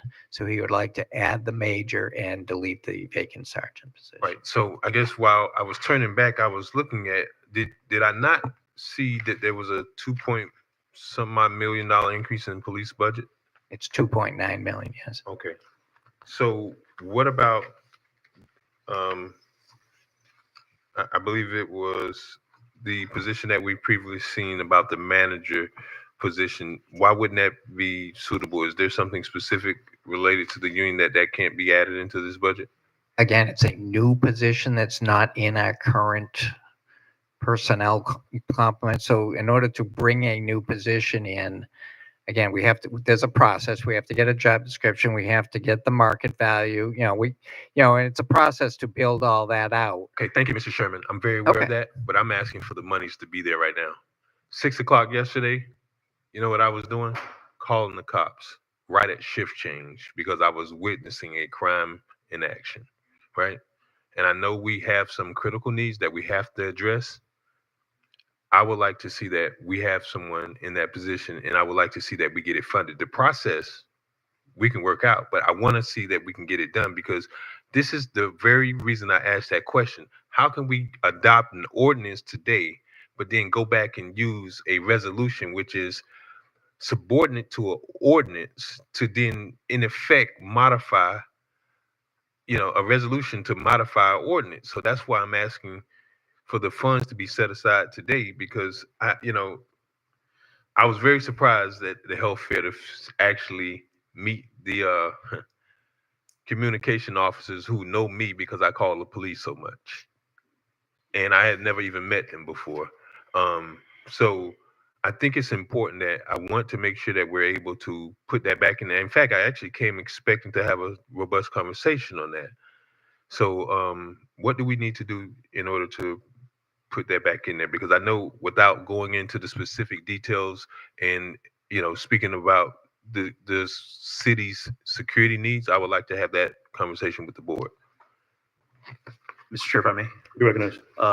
With respect to that position, we do have, obviously, this has to come back to you in second and final reading, so we can make the appropriate modifications to the budget and amend it accordingly before it is in fact adopted, at least allocating the funds specifically and associated with that position. Thank you. That's great. And then we can have an opportunity between now and second reading to have a perhaps a more personal conversation about some of those concerns. Thank you. Thank you. And I believe we're on we just passed over the deputy and assistant city manager. Correct. Mr. Evans, could you please just give some clarity onto why you defunded one and created another? Mr. Chair, if I may. You're recognized. With respect to the deputy manager position and the assistant city manager, they're pair level positions. They operated as pair level position. So this is recognizing them in their rightful positions, is that you would have one over quality of life services and one over internal operations, and then we have the infrastructure. And so that's how it's broken up in the office. So this is just taking the position and adjusting the title for the purposes of consistency and uniformity. And when you're out of the office or on leave, who takes responsibility? Mr. Chair, if I may. You're recognized. Depending on, and since I've been here, depending on what the nature of the responsibilities are, I've always provided a situation where one works exclusively with the elected officials and one handles the day-to-day operations. So I've always split those responsibilities amongst the assistant manager, the deputy manager, in my departure. Thank you. Your Absence, sorry. Sorry. Mr. Chairman. You're recognized. So thank you for clarifying that, Mr. Evans. Yeah, in your absence. But one thing I did notice, and I would hope that the board is aware of this: the manager does not have the authority to designate who his, if in the event that he's out for an extended period of time, he can set forth, which he's explained. Assistant managers have oversight over certain departments, but ultimately, if there is a situation where the manager is not performing his duty because of vacation absence, that responsibility exists with the board. So I just want to make sure that the members are aware of that. Thank you, sir. Ms. Sherman, you left off on communications marketing. Yes. The next one after that is the special events assistant. Last year, again, we created one individual that oversees all of our special events. That individual has no support, and so we're looking to add a second assistant position in there to be able to start to build that out a little bit further. The bottom two, that's the same transfer that you saw on the private previous screen from Public Works. So again, we took those two positions out of Public Works and we're moving them under administration.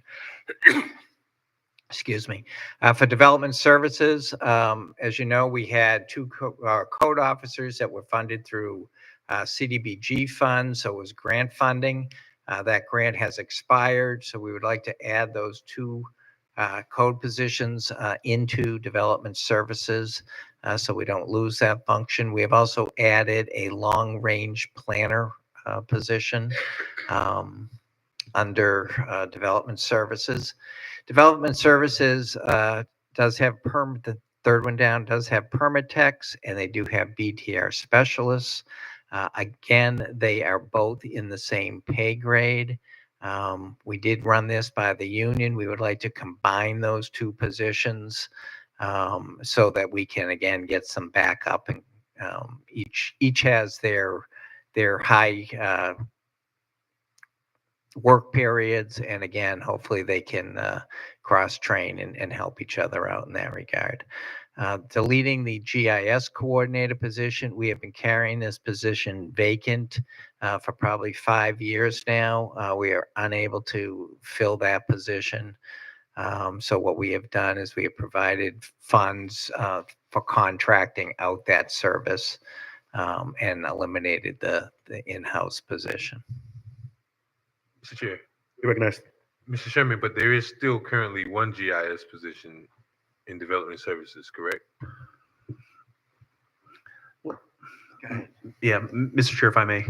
You recognize? One of the things that this is the position that is in the development services department.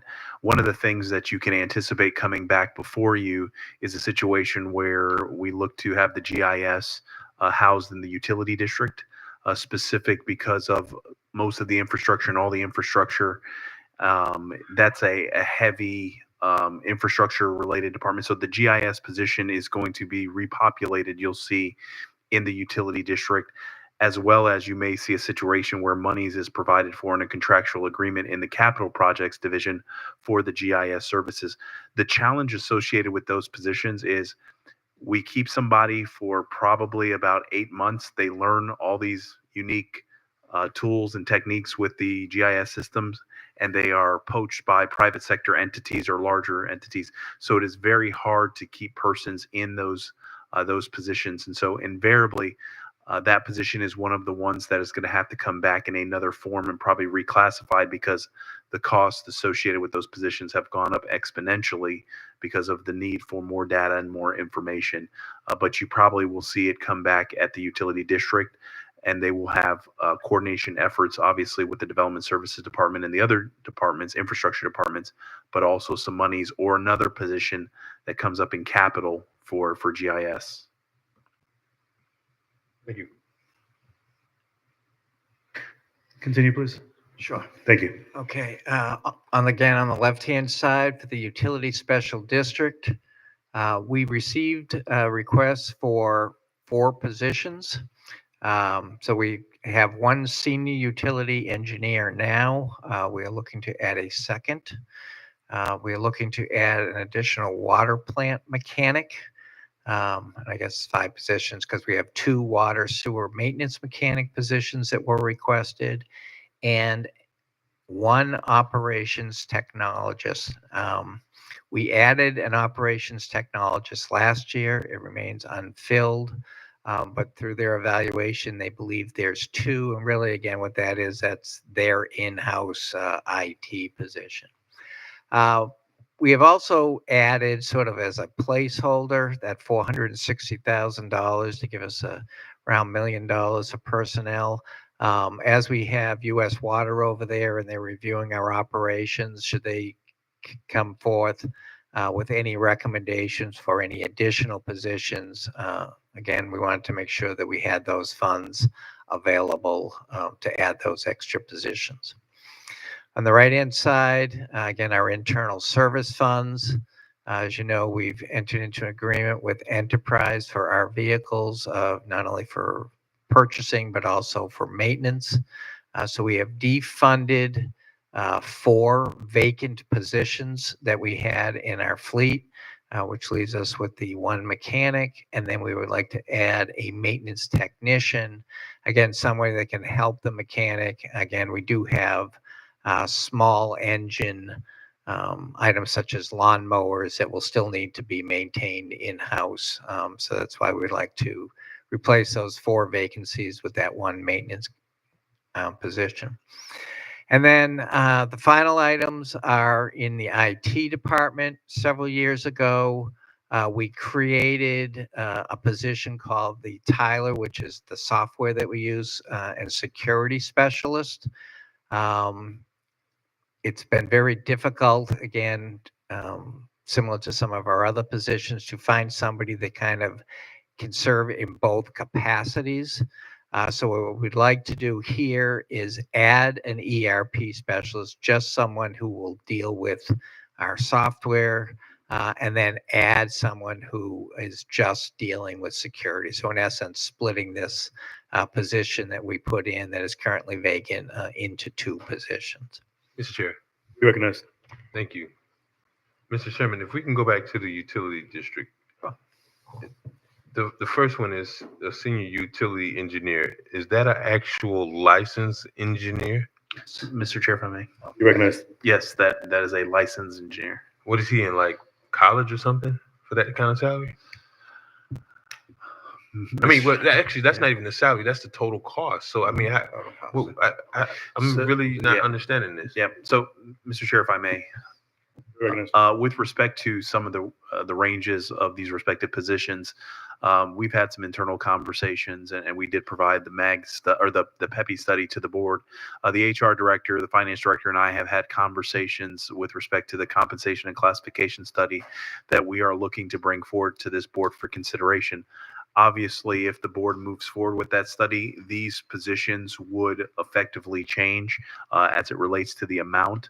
But I can tell you, for all intent and purpose, a lot of your professional level positions in the agency are anywhere between 15 to 30% below market. So it is a significant difference from where our starting wages are and their peers. But that information is going to be coming forward. The director is going through the data and looking to bring something for you. But that's a number that we anticipate as it stands in our existing pay structure. And we may see a slight tweak or modification to that when that comes forward. But we are looking at that across the agency. Mr. Chair. You recognize? All right, thank you. And just an observation, I don't know where a senior anything is going to want to take a role less than $100,000, especially a utility engineer with such uniqueness. I just don't understand if this is really something that we're really looking to do. Because I'm gonna tell you right now, it seems like a waste of time if you're thinking you're going to be able to fund a full entire salary and benefits and the other associated costs with personnel for $150,000 for a senior utility engineer that is so industry specific. We can't really realistically believe that that's going to be something that's going to be no different than the internal auditor position. Mr. Chair, if I may. You recognize? Yes, your positions, especially those positions that have licenses that are in high desire, we are seeing a situation where the market is significantly higher for those positions. That contemplates, obviously wages and the appropriate benefits, and invariably we know that that's probably going to change as a result. This is to move forward. And remember, some time ago, the board did provide some latitude and flexibility within the respective range. So once the range is developed, I do have the ability to hire within that range. And so we're not going to lose a good candidate for the purposes of not being, starting them at the base. And so we do have some flexibility internally to get the right individual on board. But you are going to see a situation where your respective ranges on a lot of your professional positions are going to go up here in the next couple of months. Sure. You finished, Councilman McCoy? Thank you. Thank you, sir. Dr. Spinach, you recognized.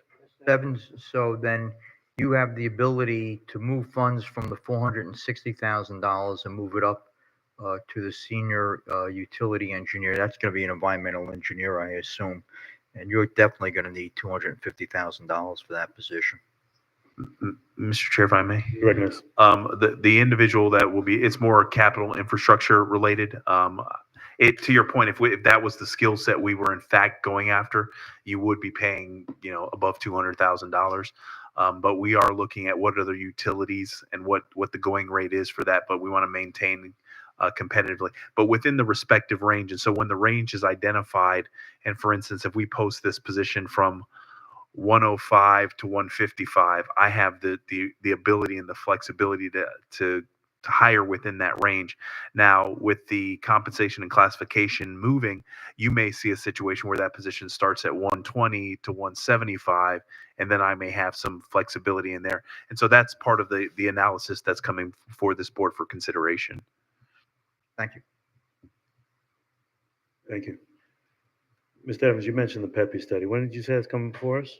Mr. Chair, I emailed you, if I may, I'm sorry. August 15th. When are we going to Yes. actually discuss it as a board? Mr. Chair, if I may. You recognized? That is something that I know our HR director is combing through all the data and reconciling the PEPI study versus the MAG analysis. And she has, I think, a conversation with our vendor, I think next week. And so as soon as she has that information ready and has reviewed the data and is fine with the data, that's going to be coming before you. So as quickly as possible, because that is definitely something that has been a longstanding item. Thanks, sir.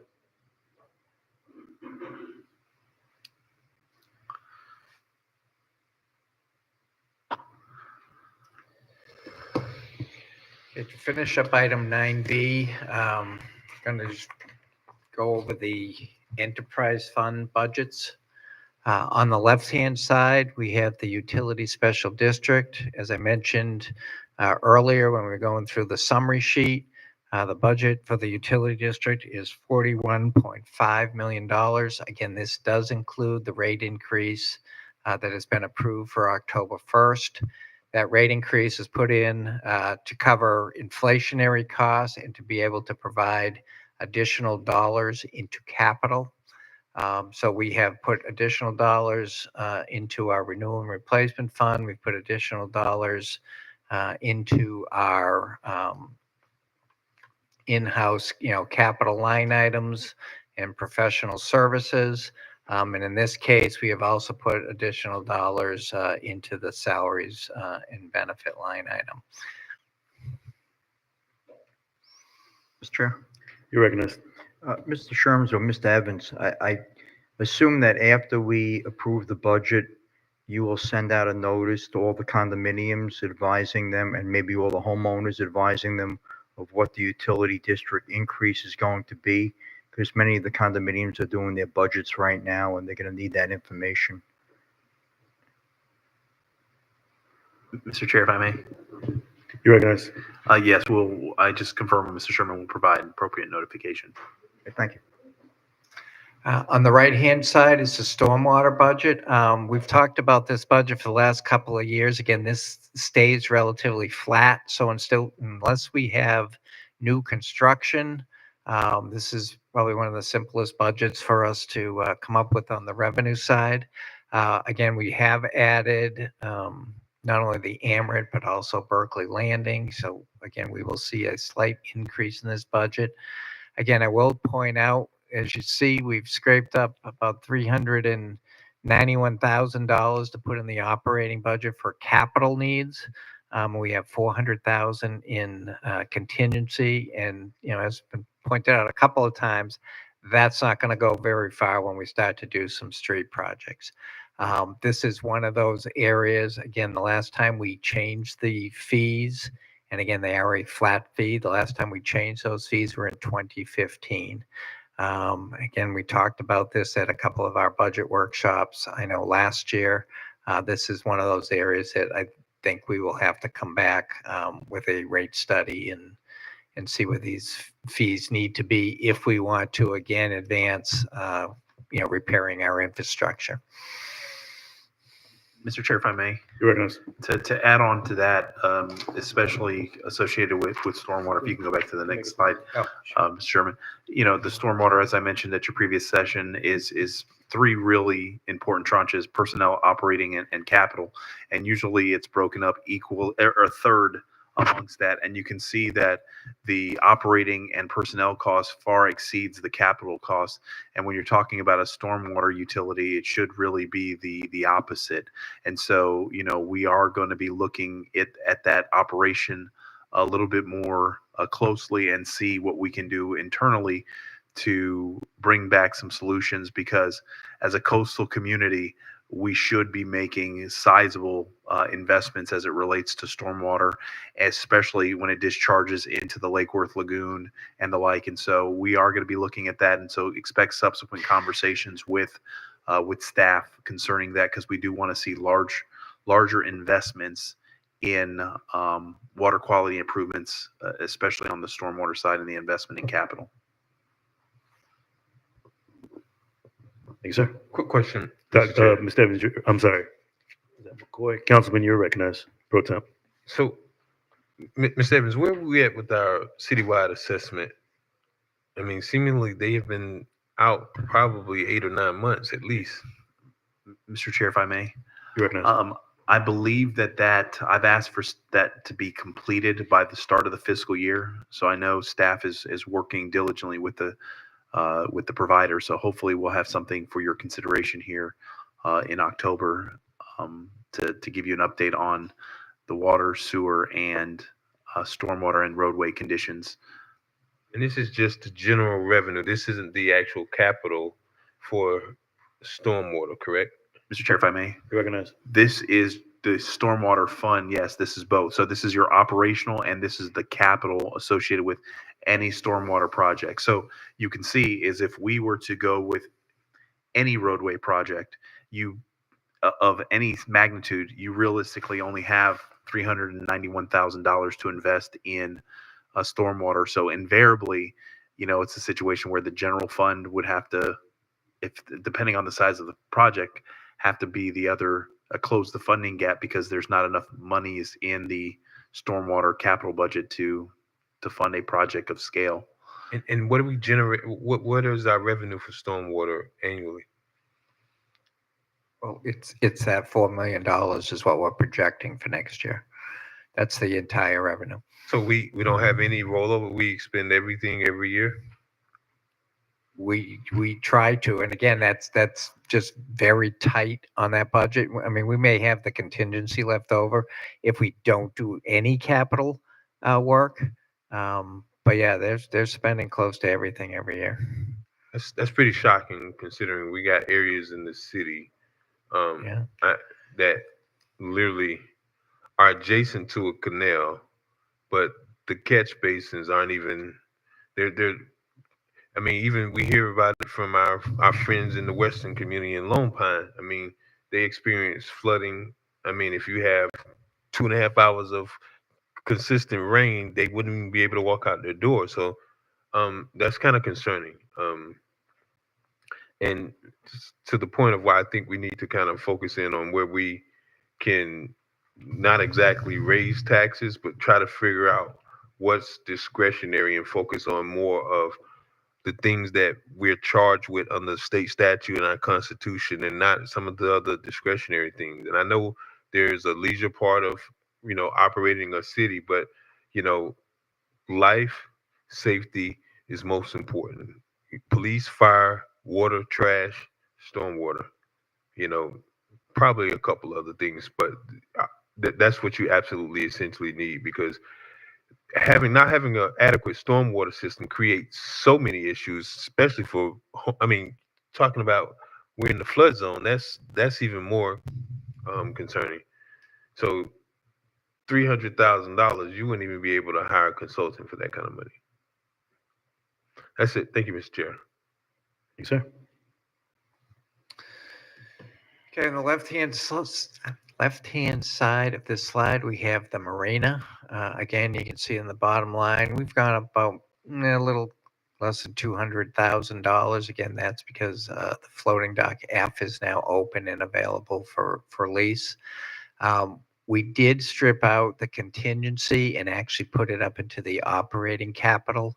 The police department is looking for a new marine unit.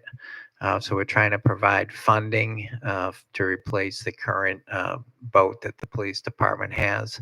And as you know, back in August, we talked about, the fact that the marina is now 12 years old and needs some significant repairs and maintenance. So we have tried to, working with Seven Kings, we have tried to beef up the operating capital to be able to go in, replace some of the pedestals, some of the actual aluminum, some of the railings, some of the security gates. So we've tried to put in additional money into that operating capital for this year.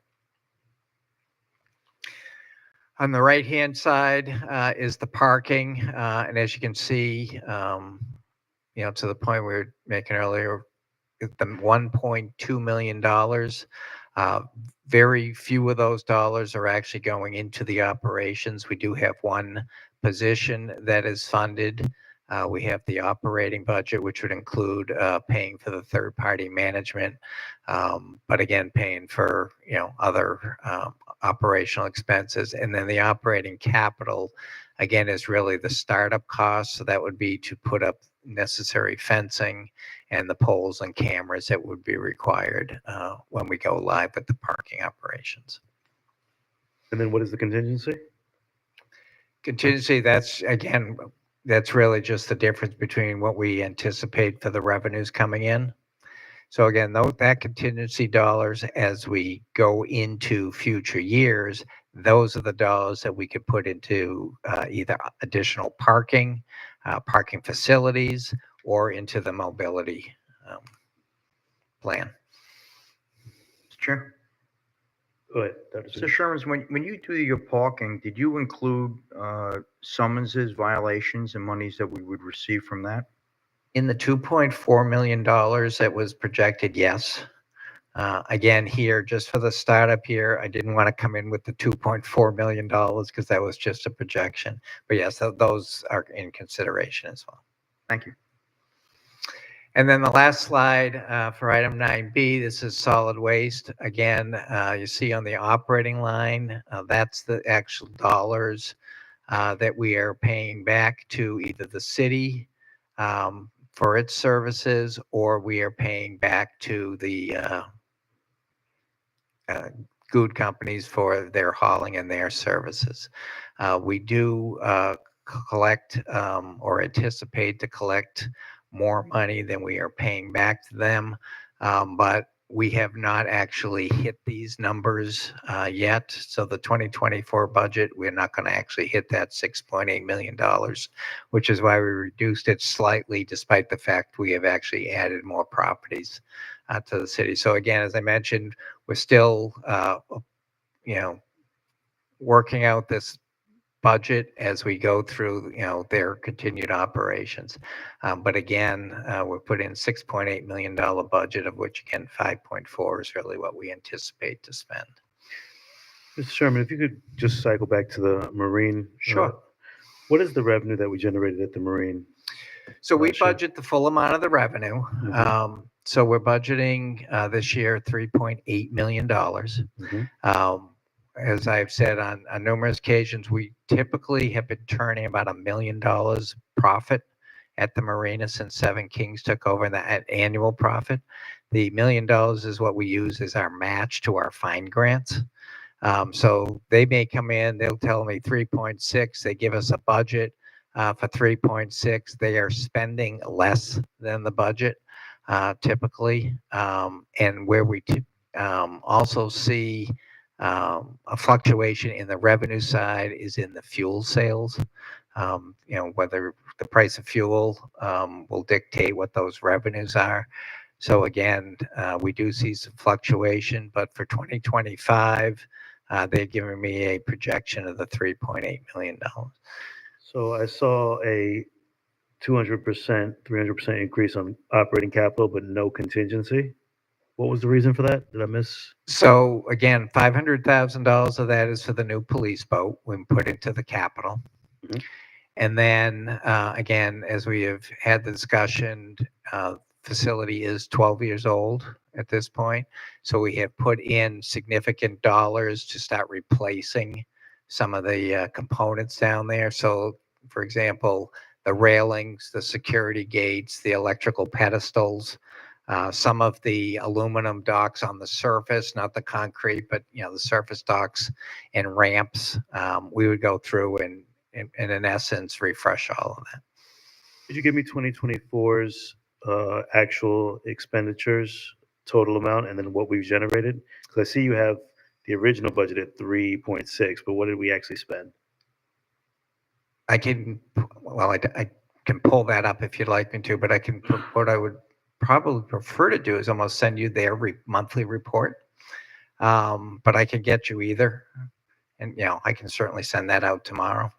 You said we're generating about $1 million in profit. So Correct. with that original budget, 3.6, total expenditures should have been around 2.6 in total expenditures. And with that million, and where are we putting that $1 million? So that $1 million goes into our R&R fund, so it goes into our renewal and replacement fund, and then those would be dollars that we have available to match a fine grant. So when we typically receive money What's from the total? fine, What's the total in the R&R fund? right now it's probably close to the $1 million from last year because again we have been having some fine grants. Sure. Thank you, sir. Dr. Spirit, you're recognized. Mr. Chairman, the $500,000 for the police boat, is that in addition to the possibility of getting the port grant approved for a police boat, or is this a local match to that grant, or is this just add a second boat? No, it's the cost because the grant didn't come through. The grant didn't come through. Okay, Correct. thank you. You're recognized. Why wouldn't we be able to charge that out of the major disaster fund? Mr. Chair, if I may, You're recognized. that probably would be, a stretch because we've been utilizing it in the fund for hardening, that's something that's routine operations that they're out there on the water. It would be a tough one for us to. I figured you would say that, right, Ms. Evans? But you started off by saying probable. When that boat is out on the water, they respond to major disasters. So, I would really invite you in legal and administration to look back at exactly the language. And I guess what was the resolution that went before? I guess it would have been the ordinance that went before the council for ratification to the charter amendment, because it's pretty restrictive that we have these dollars being set aside, and you have a need such as a marine unit, and we're taking it out of the marine fund, and I don't even know how that's called out in the marina, because clearly they're not monitoring the marina itself. Is for the entire, I guess, the eastern seaside of the Lake Worth Lagoon, and also for I would think on the beach side, right? Mr. Chair, You're recognized.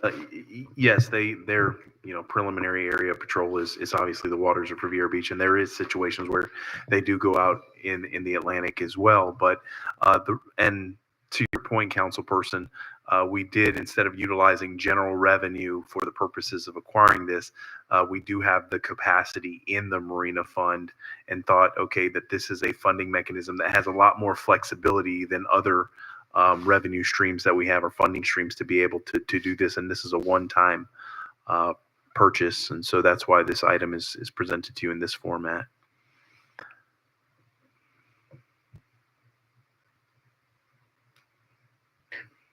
Thank you. I mean, I hear you, Mr. Evans. I just really would like that we, if it can be sold to a voter, the language, the police department responds to major disasters. We had one this morning at 9:30.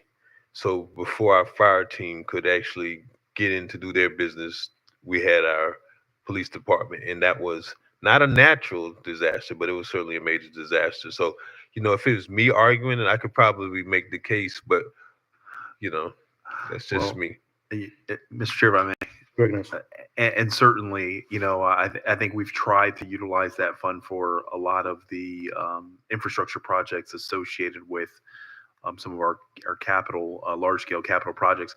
But I think if you go down that pathway, my concern is that when we talk about fire apparatus, I'm sure my chiefs can make an argument that fire trucks are something that should be paid for out of the major disaster fund. And invariably, I'll be concerned about, some planting items that you now see. And then when the major disaster does come, we've utilized it for operational needs. And so, They better pull that boat out. but we'll, Mr. Chair, we'll make it work. Thank you. And Mr. Chair, that concludes the operational component of the budget, and staff recommends approval of item 9B. Public comment card? Mary Bram. Child, where the thing at? We'll have to count down 3 minutes.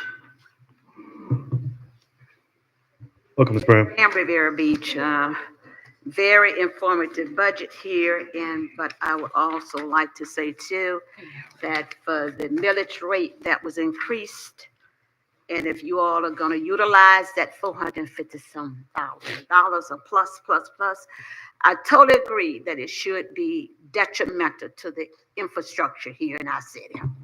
We are trying to move the things that we have to move, should move, long overdue.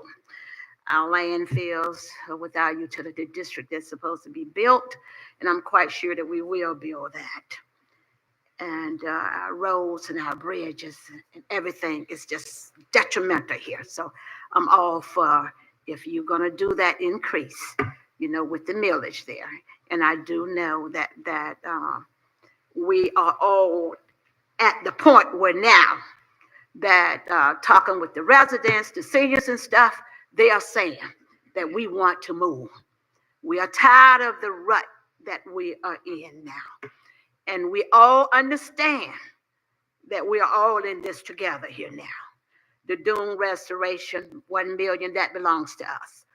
The 250-some thousand, every elementary school in here, including Kennedy School, F's and D's here.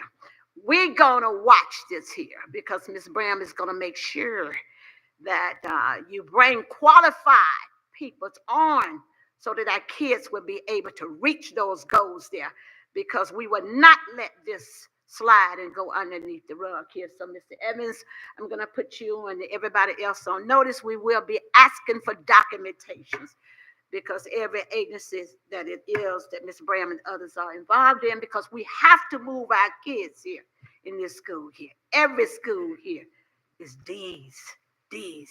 So that 250-some thousand, we want qualified peoples there. We do not want laggers on just to get this money here that so often has been utilized in this city here. Waste. And what have we got? Nothing. Your time has expired. Thank you. Bram. Thank you.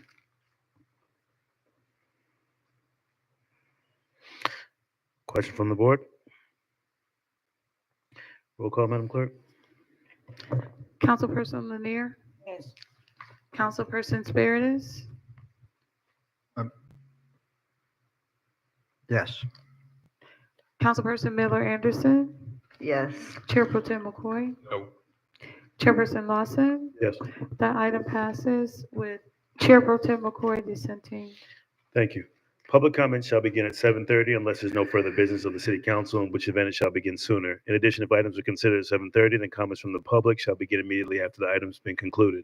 Please be reminded that the city council board has adopted rules of decorum for public conduct during official meetings, which is posted at the front desk. In an effort to preserve order, if the rules are not adhered to, the city council chairperson may have the disruptive speaker or attendee removed from the podium, from the meeting, or the building. Please govern yourselves accordingly. Madam Clerk, public comments? Mr. Chair, we have 10 public comment cards. The acceptance of public comment cards is now closed. The first speaker is Kim Derer, followed by Gary Derer, and then Greg Turner. Thank you. Good evening, city officials. My name is Kim Dare. I've been a Riviera Beach resident for the last 13 years with my residence on Palm Drive. I'm here to stress the importance of passing the vote on the funding for the road paving project scheduled for my neighborhood, Riviera Shores. A number of neighbors, have tried for years before me, and I most recently have been fighting for this project for nearly 3 years, working with many city employees trying relentlessly to get this funding passed. It's been 40 years since the last time our roads were paved, and the current condition is horrible, with countless stress fractures, potholes, and sections of asphalt so thin grass is growing through. Please vote yes for this funding to finally fulfill the many promises made to us over the last decade and get this much-needed project done. Thank you. Thank you so much for your comments. The Madam next, Clerk? the next speaker is Gary Dara. Welcome, Mr. Dare. Thank you. Good evening, city officials. My name is Gary Dare. I live in Palm Drive in the neighborhood of Riviera Shores with my wife, of course. I'm asking the Budget Committee to approve the funding to repave our neighborhood, as it's been over 40 years since the last repavement. And we currently have sprouting weeds and dirt throughout the streets. There's cracks and potholes. We've been having numerous correspondence with the city, petition drives for the last, I don't know how long, 10 years probably, Rick? At least, and make promises after promises, and nothing's happened. And, I want to kind of get past the what's happened in the past and move forward and get our roads paved. We appreciate it. Thank you. Thank you for your comments. The next speaker is Greg Turner. Good evening. I'm here with my neighbors to talk about the streets in Riviera Shores. And we are 500 feet from the new Oculina condominium. And I noticed that the Lake Park condominium has a beautiful view of the marina, but this new Oculina will have a beautiful view of our neighborhood. So they could be looking down at streets that are with potholes and in disrepair. So I would think to increase the sales capability of Oculina, that the streets be improved and perhaps increase the tax revenue from new residents. The Lake Park Marina condo is 80% occupied, so we don't want to see an empty condo because our streets are in disrepair. So just a future thought, and we appreciate to get on the list of the paving agenda. Thank you very much. Thank you for your comments.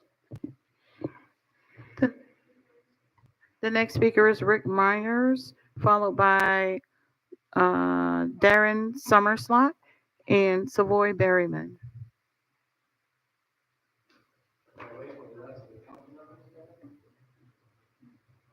Hey, Rick Myers, 3620 Palm Drive. These are my neighbors. I've been doing this for over 7 years, trying to get the city to do this. As I said, 40 years ago was the last time it was resurfaced. Just a rough, nasty road. Kids fall down, they get lacerations. It's actually dangerous. I'd rather have a dirt road at this point. We actually took it upon ourselves to do traffic calming devices and try and smooth down the roads. But after being in this meeting, I saw so many things up on the agenda. I'll just have to come to another meeting and address it. But I pushed for it. I was told 7 years ago it was on the budget, was paid for. It was not paid for. It was funded, and to be slated for 2024. Here I am again, and now it's proposed on a budget. I was promised it was going to be done in 2024. So it's got to get it done. I know those Oculina guys are going to want something to be done in this neighborhood. They're going to be facing eastward, looking at us with all our old power lines and dirty roads and broken down everything. So we need to get it done. It's time. Thanks. Thank you for your comments. Darren Summerslot, followed by Savoy Berryman, and then Kevin Shee. My name is Darren Summerlot. I'm a resident of Riviera Shores, as well as my neighbors here. Obviously, I'm also in agreement with the paving of the roads. I've had to change the suspension out on 2 vehicles because of how bad the potholes and everything are just in the last couple of years. But I've lived in at 100 Riviera Drive for the last 37 years, born and raised right here. I've seen all the ups and downs of this city, and Mrs. Brown, I believe, I kind of echo that as well, that we've seen the results of what has happened with everything money-wise going through this city, and it has not been much. And because of that, I also am on the slate for potentially moving before too long, because there's not much results that are happening. So with that, I would say that it should be taken under heavy consideration, as well as the board on the other side here, to vastly consider where these funds are allocated, rather than being into staff or places that do not get seen by the citizens, but actually things that are going to have an impact and a positive outcome for our community. So thank you very much. Thank you for comments. Next speaker is Savoy Berryman, followed by Kevin Shee and Mary Bram. Good evening, Savoy Berryman, 3600 Palm Drive. First of all, I'd like to state that you guys have a hard job. Dealing with all this all the time is tough. I've lived here for 24 years, almost 25 years now, and I've watched some improvement, but I've seen neighborhoods with way more roads than our little 55 home community get new roads, speed bumps, all this sort of stuff. I mean, we're a small, little, high tax paying neighborhood. And we deserve some asphalt. It's not that much to ask. And watching you guys tonight tighten the reins on all the funding, I mean, it can be done. And you guys are doing a pretty good job at, trying. So please consider our neighborhood. We're due. We're way due. And I have about 12 of our residents on my phone that can't be here, elderly, whatever the reason, that are all for it. So I would say almost all of our 55 home community is rooting for this. And just as the young lady said earlier, tighten up the wasteful spending and you can get a lot done in this city. That marquee, I always say this, I've been to tons of these meetings in the past 20 years. Best city to live, work, and play, right? You can do it. He smiled, he remembers. I already know. Hey, remain Miami. This is the best city. Thank you. Thank you. The next speaker is Kevin Shee, Mary Bram, followed by Lady Goldwire. Kevin, you're passing? Kevin Shee, Okay, so thank you. Kevin is passing. Ms. Mary speaking. Bram? So I have Mary You're Bram, Lady Goldwire, and Cindy March.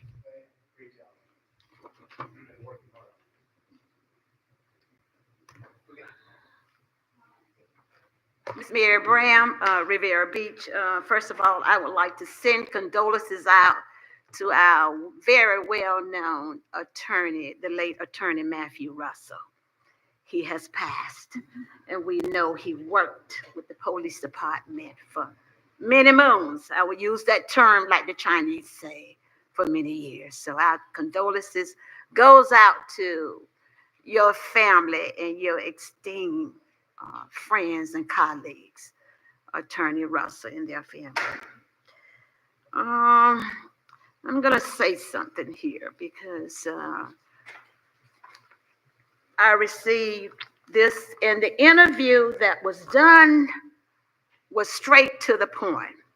We don't want any more hog washing. This is what has gotten us where we are right now. And I'm a firm believer that we are human beings. And once when we know and see where we have gone wrong at and what we have failed at, and we can come back. And you can tell me, Mr. Miller Anderson, Doug Lawson, Mrs. Spiritus, Miss Lanier, I'm sorry. I'm sorry if I wronged. If I did something wrong, I'm here. I'm human. I'm gonna make it right. I'm gonna make it right. And everything was here was transparency. So we as a community, we say thank you. We say thank you as a board. Because every board in this city here has promised us this, has promised us that, have promised us that, and they have all failed. So see, that's the humanistic of all of us. But it's not where we've been, but it's where we're going at. And we must build on our failures. We must build on our failures to uplift and encourage each and every one. So thank you, Mr. Evans. Thank you, board. Thank you for acknowledging your mistakes and asking for forgiveness and saying that you were wrong. You're not small when you do that. It shows. It shows that you're a bigger person when you can acknowledge your wrongs and your faults. And we can stop passing the blame on, because we're all to blame for holding you not accountable. Because see, you 5 leaders up there, as Ms. Bram has always said, and when I speak out, nothing comes in this city here, and nothing goes out without you. You are the boss of Mr. Evans and that attorney over there. But we are your boss as well, too. So see, you're at fault, too. But you're human, exactly what I'm saying here. We have all been failures in some kind of way here. So, but now we ask to move on. Your time has expired. And build up what we need to build up. Thank you for your comments, ma'am. Next is Lady Goldwire, followed by Cindy March. Lady Goldwire? Gone? Okay, Ms. March. Cindy March. Thank you. Good evening, council. I first want to say, when are we going to know that Deborah has a permanent position? Because it's time overdue. You created all these other positions, but we still not have given her the opportunity of being the leader over there at the office. Evans, can we please get answers as soon as possible? If we're going to be fair, let's be fair with inside the city instead of going to get somebody on the outside of the city. And another thing, I've seen the interview that Evans gave, but also I've seen an update. They say the water is still bad. I mean, we can make mistakes, true enough, but we held on to this hidden agenda for over a year. It's not acceptable at all. People still need to be held accountable. Just the way you all drilled the man that was over the water department, the 2 people you all should have really drilled at the table was Evans and Deidre Jacobs. I mean, y'all should drill them, and they need to be held accountable, because people have died from this water. People have gotten sick from this water. And I am a resident, so if you don't believe me, ask me where I'm at. I've been here for over 50 years, and I've been advocating for over 30 years for the city of Riviera Beach. I do respect you all, community, about y'all streets, but I've been begging for First Street and streets on the west side to also be infrastructure. No one paid that attention. I replaced my houses twice in 1 year, riding up and down First Street. I mean, we can come together and work as a team, but until we stop instructing with our feelings and do what we need to do for the people and put the politics aside, because we hired you all. You all come and ask for our votes, and we work hard to get you all in office. But I will work just as hard to get you out of office. And if you don't think so, try me come March. I mean, I think tragic, and I thank the mayor for standing up for us with this water. This water crisis is not over. Yes, they sent out a newsletter, but the interview and the comments I seen today on TV, the water has animal remains in it. It's not acceptable. Nobody have to pay for no water, and everybody should be provided water and a water filter in their residence, because this is a crisis like Flint, Michigan. We can all work together if we put our feelings aside. Thank you for your comments. Madam Clerk? That is the end of public comment. Thank you. Comments from Mr. Evans? None, Mr. Chair. Thank you. 9D, 9C? Item 9C, ordinance 4274, an ordinance of the City Council of the City of Riviera Beach, Palm Beach County, Florida, modifying and updating the city's 5-year capital projects plan for fiscal years 2024 through 2025 through 2028, 2029, providing for a severability clause and providing for an effective date. Mr. Chair, we do have one public comment card on this item. The acceptance of public comment cards on this item is now closed. Thank you. Do we have a motion to adopt? So moved. Second. Motion been made and properly seconded. Mr. Evans? All right, Mr. Chair. So before you this evening is the 5-year capital improvement budget. In the budget, the year that we are going into, fiscal year 25, that is the budget that is funded. That year, fiscal year 2025, is completely funded. The out years, those are years invariably as we come through the budget process that you will see that staff will request for appropriations to be able to move forward with some of these particular projects. So as you see the items that are before you, this denotes some of the projects that are in progress.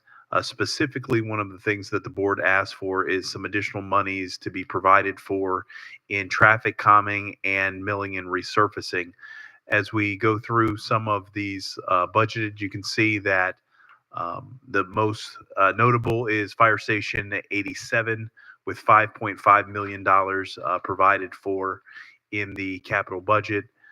There is currently $25,000 in progress as it relates to sidewalks, and there's additional monies that is provided for in your new capital budget. Milling and resurfacing, $250,000. That number has gone up to $1 million, and you'll see that when we get into the larger projects. Striping, roadway striping and marking, one of the things that we are going to be doing is going through the city and the roadways that are in a condition where striping and signage replacement can occur. Those will in fact occur. One of the things that we are doing in this particular budget, we wanted to capture high visibility, high impact, high value into our community.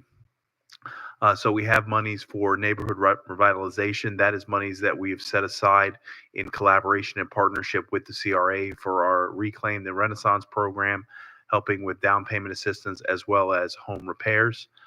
You see that there's $398,000 for the Tate Gym renovation. That money is going to be utilized for the purposes of design and engineering associated with the construction of a new facility that we would like to have a discussion with the board, because as we've looked at this particular facility, it is at the end of its useful life, and renovations associated with that facility are not practical. And so there's a analysis that's being done, and staff will be presenting that with the board and sharing some opportunities for the construction of a new facility. The Brooks Center Playground, that's a partnership that we are working with the county as we receive CDBG monies to facilitate with that particular project. $34 million for the Riviera Beach Police Department.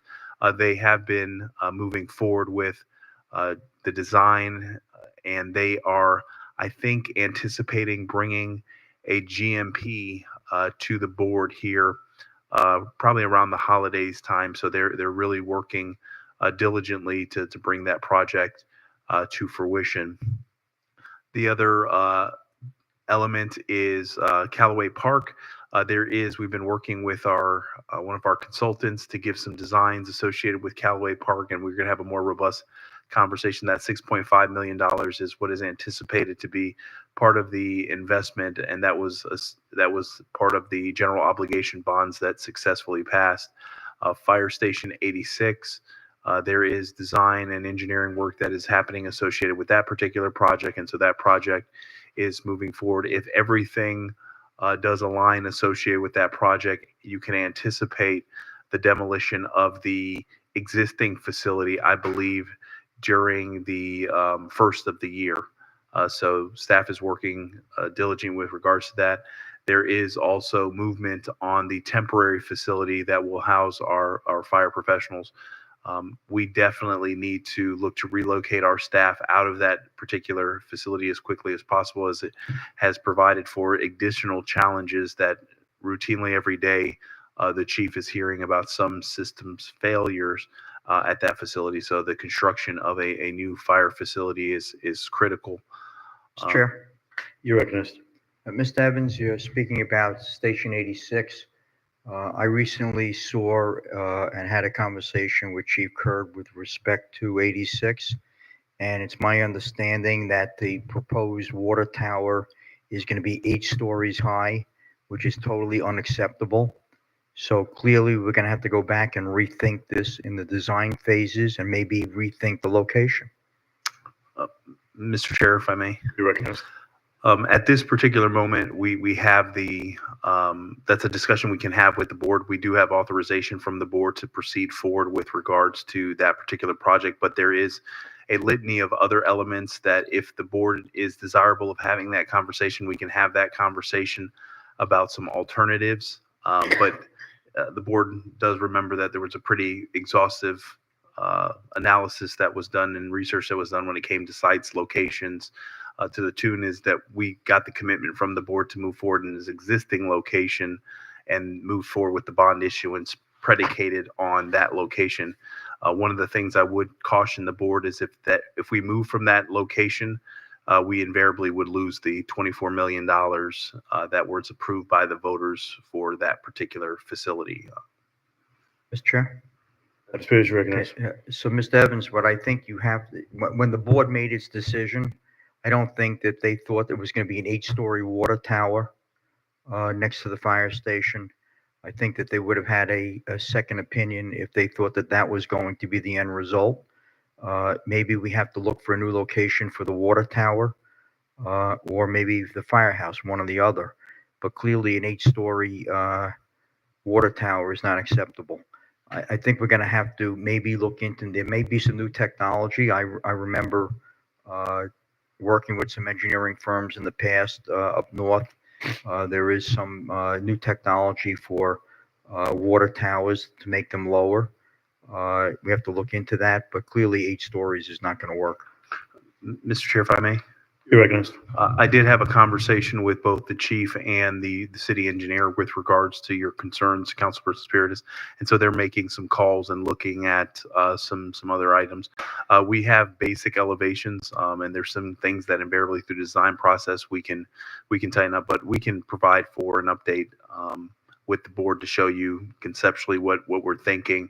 But the intent behind the water tank is that obviously you have to replace that volume, and volume is being able to move forward vertically. But we can have that discussion and show the board and then get direction as to if there's certain other design elements or potential relocation of the tank.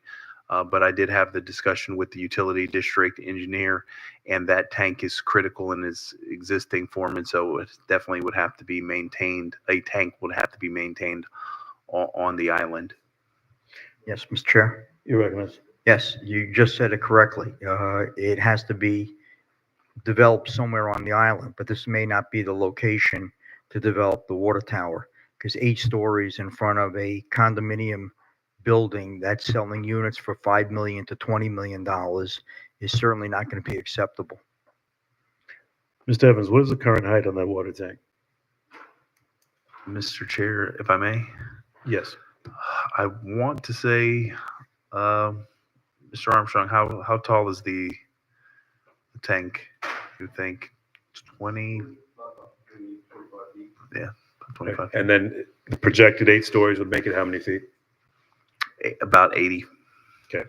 I would agree with my colleague. We had about a 7 to 8 month delay on the design phase when we were looking to design the water plant. And because we couldn't figure out how to actually get our public works facility and our water plant on the same parcel, we made a decision after the fact. I don't want it to take, a couple months before we decide we have to move or relocate this. And I would prefer to have this discussion with the board sooner than later, and possibly look at other locations for even if we just have to relocate the water tank. So I wanted this to be an early discussion so we can continue the process of getting the fire station rebuilt. Mr. Chair, if I may. You're recognized. We can certainly bring the board. I'll get from the chief we'll send you the draft elevation so you can see the draft elevation, and then we can have some discussions with the engineering team to see what options are available for that particular site. And then if there are some additional options or other ideas, instead of going up 80 stories, I mean, that's going to be a definite impediment on some of the residents that intended to have their views unimpeded. Mr. Chair, if I may. You recognize. We've also commissioned a study that would look at what the visual profile would be from persons looking out of that particular building. So you would see if you were at the 6th story, 7th story, 20th story, what the, based on the setback and the like. And so that will provide some perspective. So we'll have some of that modeling to be able to show you in essence what the resident would see looking out from their particular unit. I do understand, just follow up, Dr. Spiritus, and I do understand that the cost of land on Singer Island has gone up tremendously. So trying to find another location for the water plant is going to be an issue. But if we can have that discussion a little sooner than later, because even with a slender 8-story tower, I think that would really impede a lot of the residents that never intended to have something over the 20 stories that's currently there. So I want to get the station built as quickly as possible, but what steps do we need to take? Dr. Spiritus, you recognize. Mr. Chair, I just, Mr. Evans, you know, I've done this for many, many years. I just think that you really should start looking at another location for the water tower if you want to have the fire station on that site. Rather than wasting time, we have to move forward. Like we said, with the water plant, we don't want to spend 1 year, you know, over one issue like the membranes, trying to figure out what to do. I think we have to start right away looking at a different location, because I can assure you that the people on Singer Island are not going to accept an 8-story water tower in front of their buildings. So if you could possibly bring that briefing to us sooner than later, that'd be a great update for us. Mr. Chair, if I may. You're recognized. We can certainly provide that and the information. We did, you know, engage a realtor that assists us. We, so the potential buyers would not know it was us, and the cost was quite challenging. So we'll re-engage. We'll have the discussion with the board, and then we'll provide you for what a project timeline is and where potential locations would be to replace the volume and what would need to be done from an engineering perspective to accommodate that. Thanks, sir. If you continue. All right. Also included in the capital budget, you have monies for the Parks and Recreation Master Plan. We've set aside $500,000 every year to assist in funding the Parks and Recreation Master Plan, and that's money that's assisting in the improvements associated with some of our passive parks as well as some of our active parks. There's $506,000 that is allocated for Lakeview Park, and also monies that is associated with the Ocean Boulevard landscaping.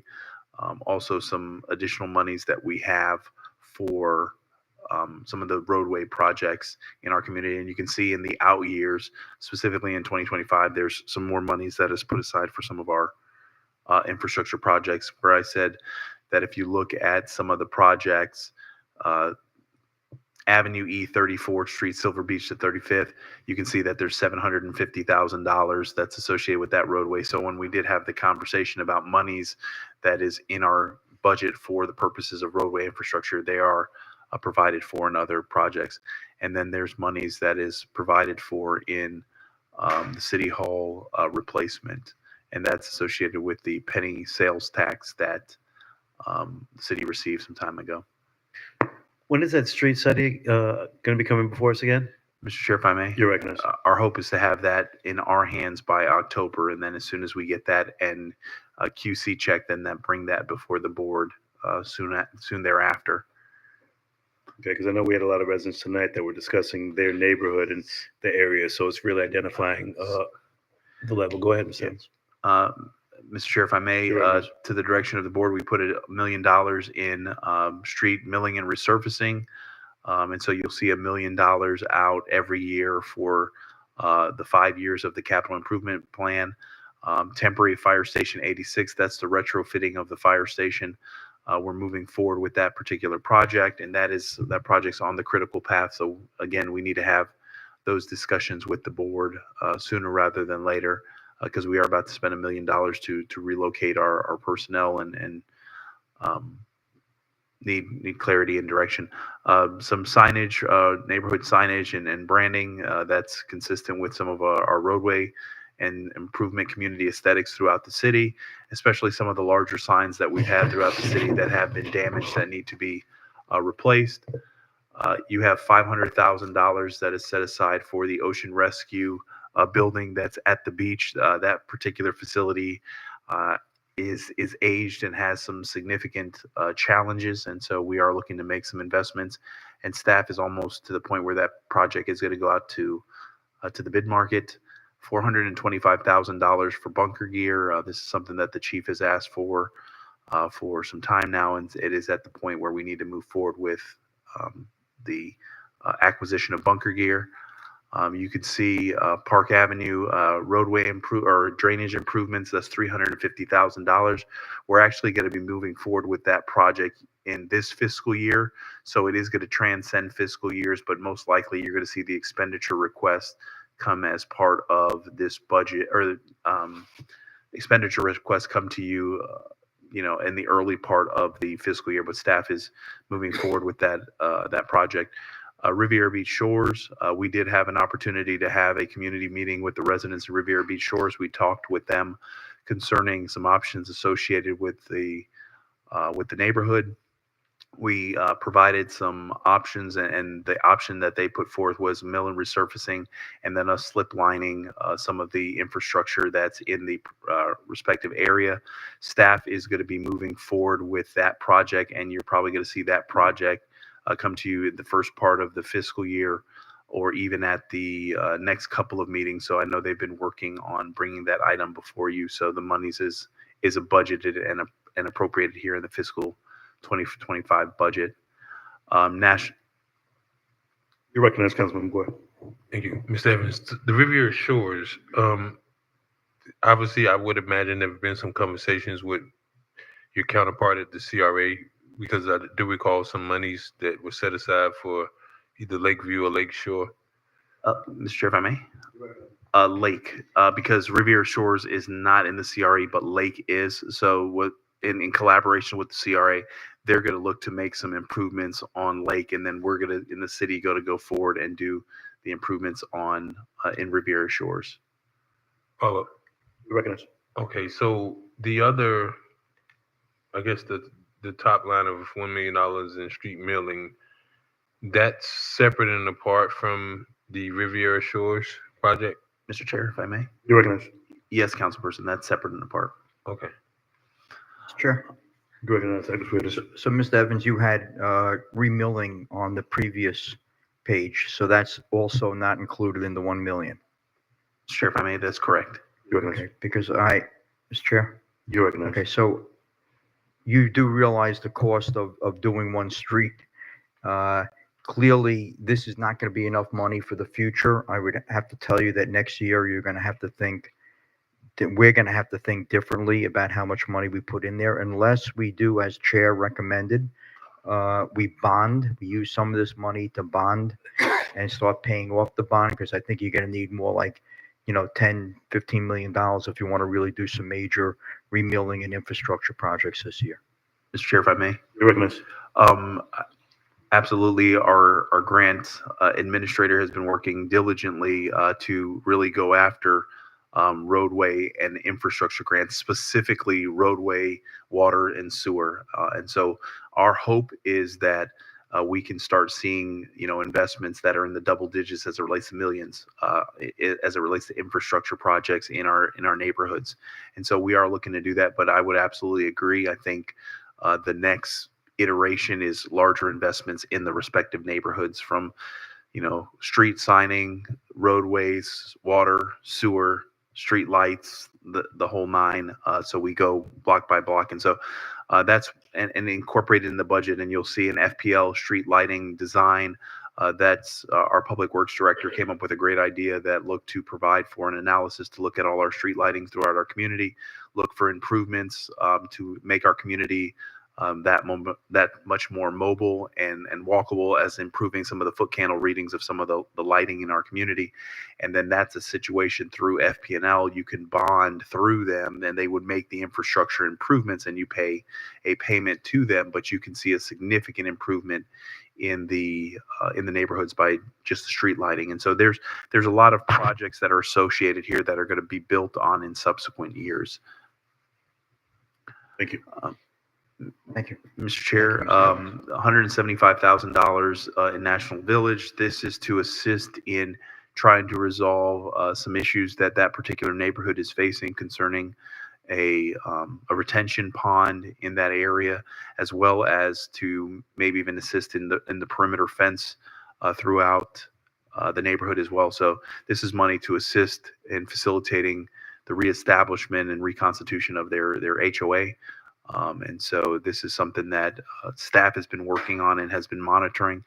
We did put additional monies in traffic calming to address some of the concerns that the board did articulate. And obviously, if there are any additional needs, we have no problem coming back before the board asking for additional monies to assist that.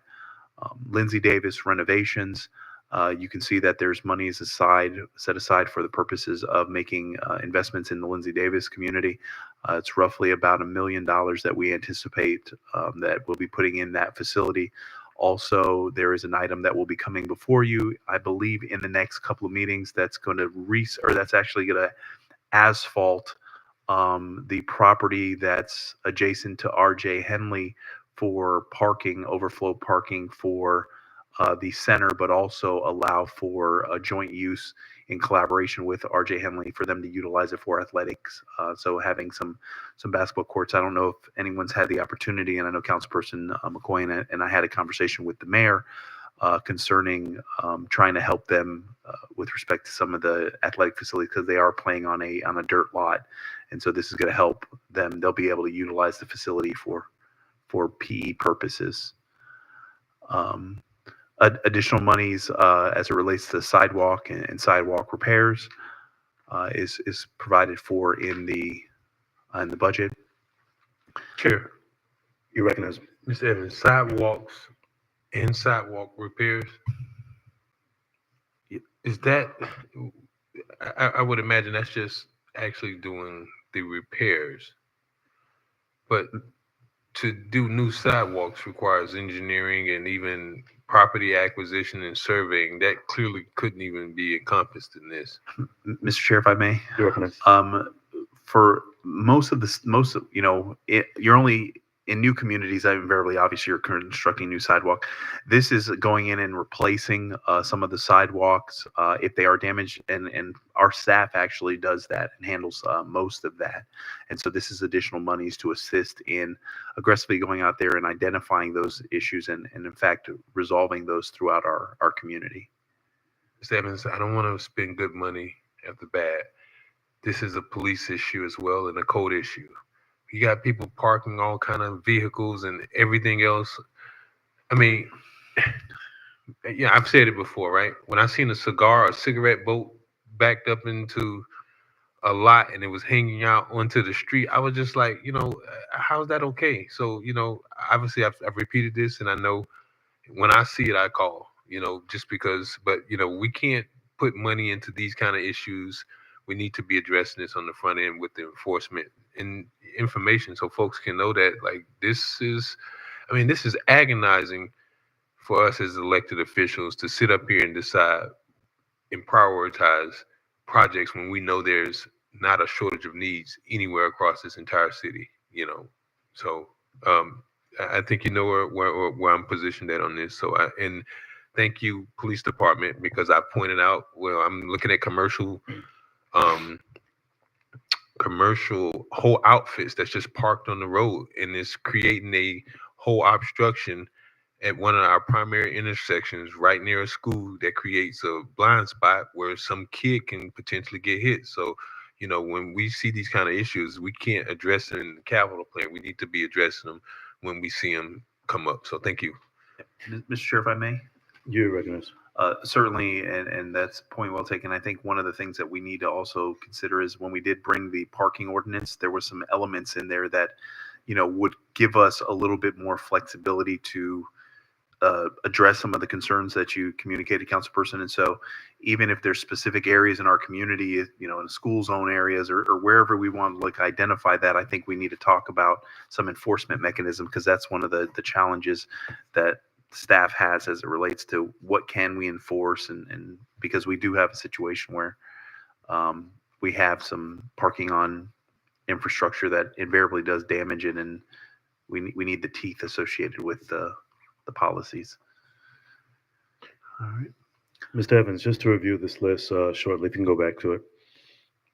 few questions about it. Bunker gear. I know we discussed this previously, but that cost for the 425, that just seems a little bit higher than normal. Are we replacing all of the bunker gear? What are we doing with bunker gear? What's going on with that? Mr. Chair, You recognize? this would be the replacement of all sets of bunker gear. I believe, Chief, this is only one set of bunker gear, or is this two? Our firefighters have 2 sets of bunker gear. It has a 10-year lifespan. So every 5 years, we buy a new set. We have to keep the set in backup. So when they are in a structure fire and their gear needs to be washed, they have an immediate set of gear that they can go right back into and continue to provide service. With some of the new enhancements in gear, the PFAS-free gears, the NFPA compliant gears, and what we've seen in cost in general have simply gone up. Traditionally, yes, we were looking at about $250,000 to $300,000 for a full set for our firefighters. That is now the cost that is the standard. Mr. Chair, if I may. Recognize. And I believe, Chief, to fully equip a firefighter, I think you're probably about $25,000 a person, if not more. Each set of gears probably $5,000 to $6,000, and in the air pack ensemble at another 5 or 6. It's easily $15,000 a firefighter. Are we currently at that 5-year mark to where we need to buy the next set, or is it 10? You said life expectancy is 10 years? It's 10 years, and every 5 years we buy a set. So what we don't want to do is trickle in 1 or 2 sets at a time, Right. because we end up losing track of it. So we've gone to a model of every 5 years, we replace a set. And yes, this is the year of end of life for their backup set of gear. So now their primary set of gear that they've been using for 5 years will become their backup, and this new set will become their primary. The improvements to the neighborhoods that were selected here, what was the determination for these areas? Mr. Evans. Mr. Chair? You're recognized. With respect to a lot of these neighborhoods throughout the city, it's been a variety. Some of them have been in the capital improvements budget and had their projects moved around. Some of them are associated with consistent and persistent discussions with the neighborhood about some concerns that they've had. So it's a variety of different. Some of them have had long-standing drainage or infrastructure challenges, and so that's how the ones that were incorporated in this particular budget. In subsequent budgets, obviously, when the board adopts the study, or worst to first, it's going to be a computer it's going to be able to tell you a grade associated with the roadway project, and that's how you will put and fund roadway projects moving forward if that's the desire of the board. And I think that's where we're anxiously waiting on that study. And I know you said October, but passing this capital budget without actually knowing where the worst to first streets are is unfair to some of the residents, especially some of our seniors that may live in a certain area that can't get to the meetings, that can't, be as outspoken as some of our other residents. So it's trying to pass a capital budget, just determining that we have individuals that have spoken about their area, that have addressed certain concerns, or that have been pushed back on the capital budget, but we don't really know what roads are in the most dire straits. Mr. Chair? You're recognized. Staff, as it relates to these particular areas and projects, before it made it to the capital improvement, staff does confirm that these projects are priority level projects that definitely need to invariably be addressed. And certainly. What did they determine that? What did they base it on? Mr. Chair, if I may, based on their professional expertise in their respective, fields of expertise. And so obviously, I think we have $98 million worth of roadway projects in our community. And so there is invariably every street that, needs to have some type of intention, and that particular analysis invariably is going to be the tool to do that. Now, when that analysis comes forward, we share that with the board. And if the board wants to go over and provide for additional funding to do a little bit more of the street projects that are priority in that would be something that staff could bring forward for your consideration. But any deviation or diversionary elements to move some of these projects over certainly would have significant issues, because a lot of these roadway projects are infrastructure challenged. And to that point, I appreciate their expertise. And I definitely appreciate these projects that we've brought forward and staff has recommended. To having then to also make the determination of worst to first is going to be where we're going to be looking at, and then the board is going to help with determining that based upon the study we present. We can move forward with these, but I think that's why we advocated for those additional dollars and then possible bonding capacity of those 460, because we're addressing probably 3 or 4 neighborhoods, but being at large, I know I spoke to residents across the entire city, and everybody feels like their streets need to be replaced. So if we're going to get started here, I want to go back to my residents and say, why did we start here in these neighborhoods? And then what happened to my street? Mr. Chair, if I may. You're recognized. We're also working with our partners over at the CRA concerning some other roadway projects that are not provided for in here, and specific to an item that's going to come before you at the CRA board and invariably come before you at the city council is the disposition of the Miami subs parcel and looking to invest that money in infrastructure. Specifically, we want to move forward design and engineering on Avenue E.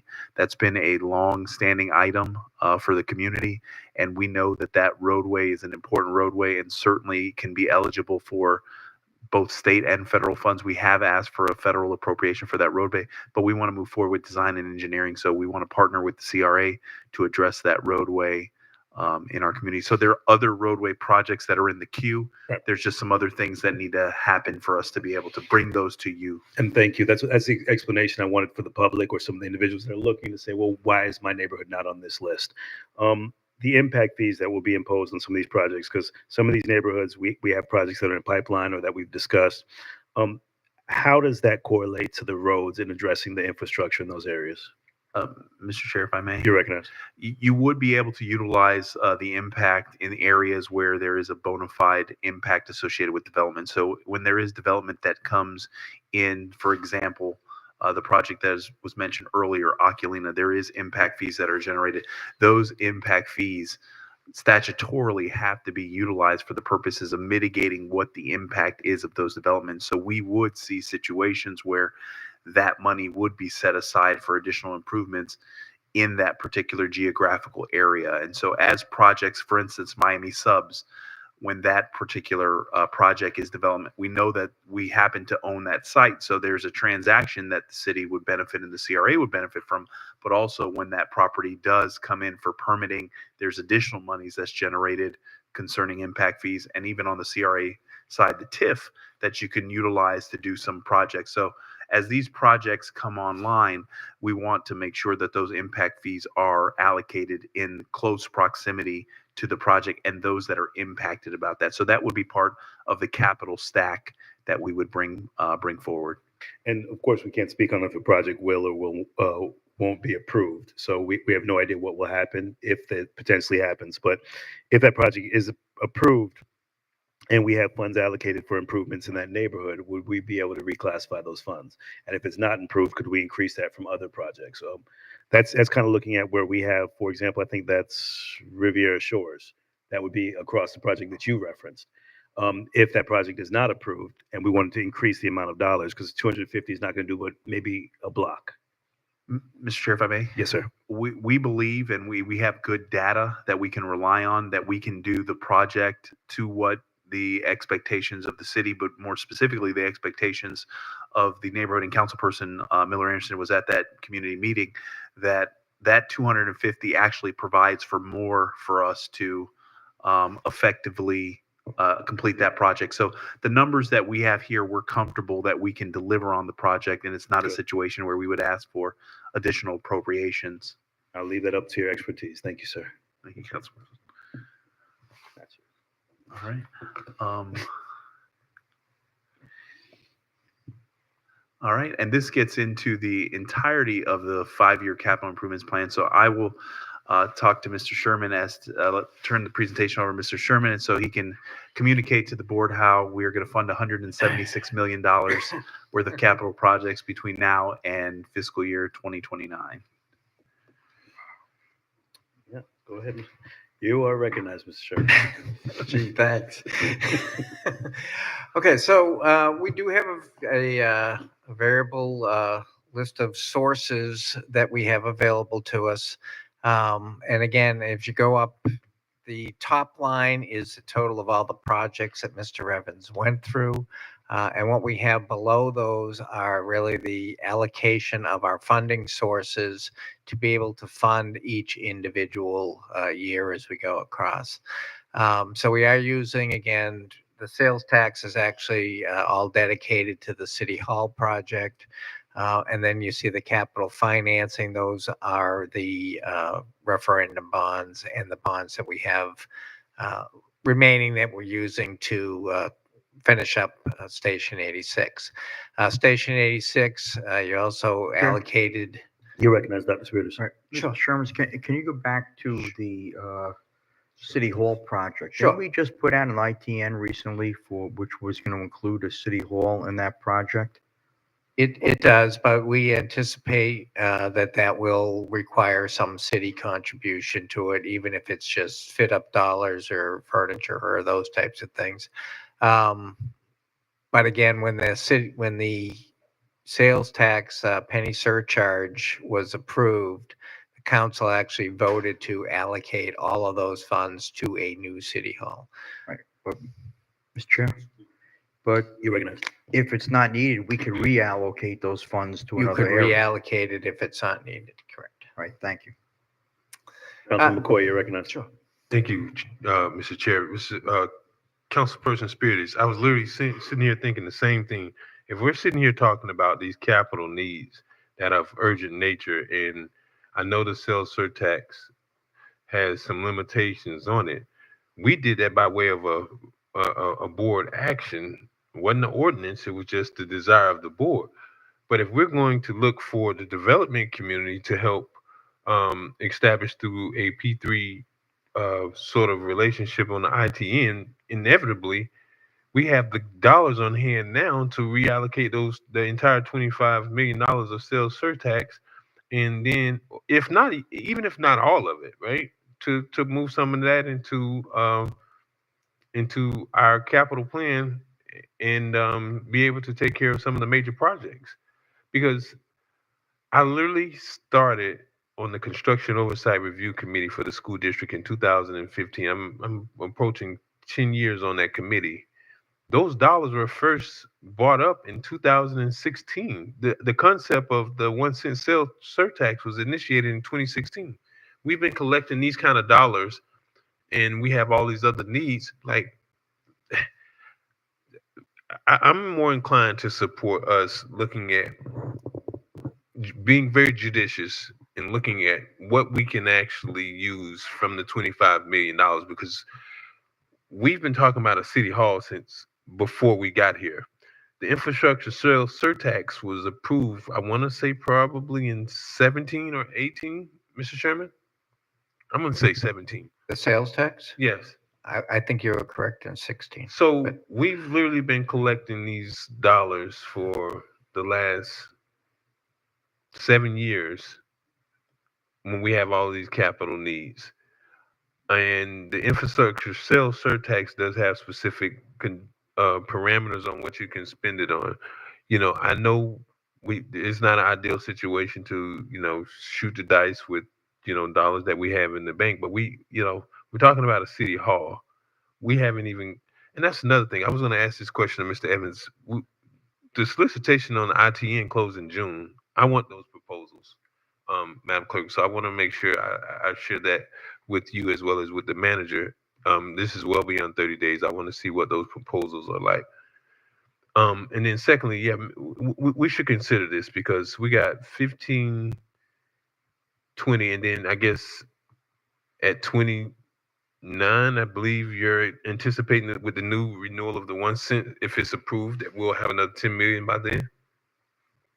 I understand that the county has voted not to renew it and that the school board is going to go out on their own and do their own thing.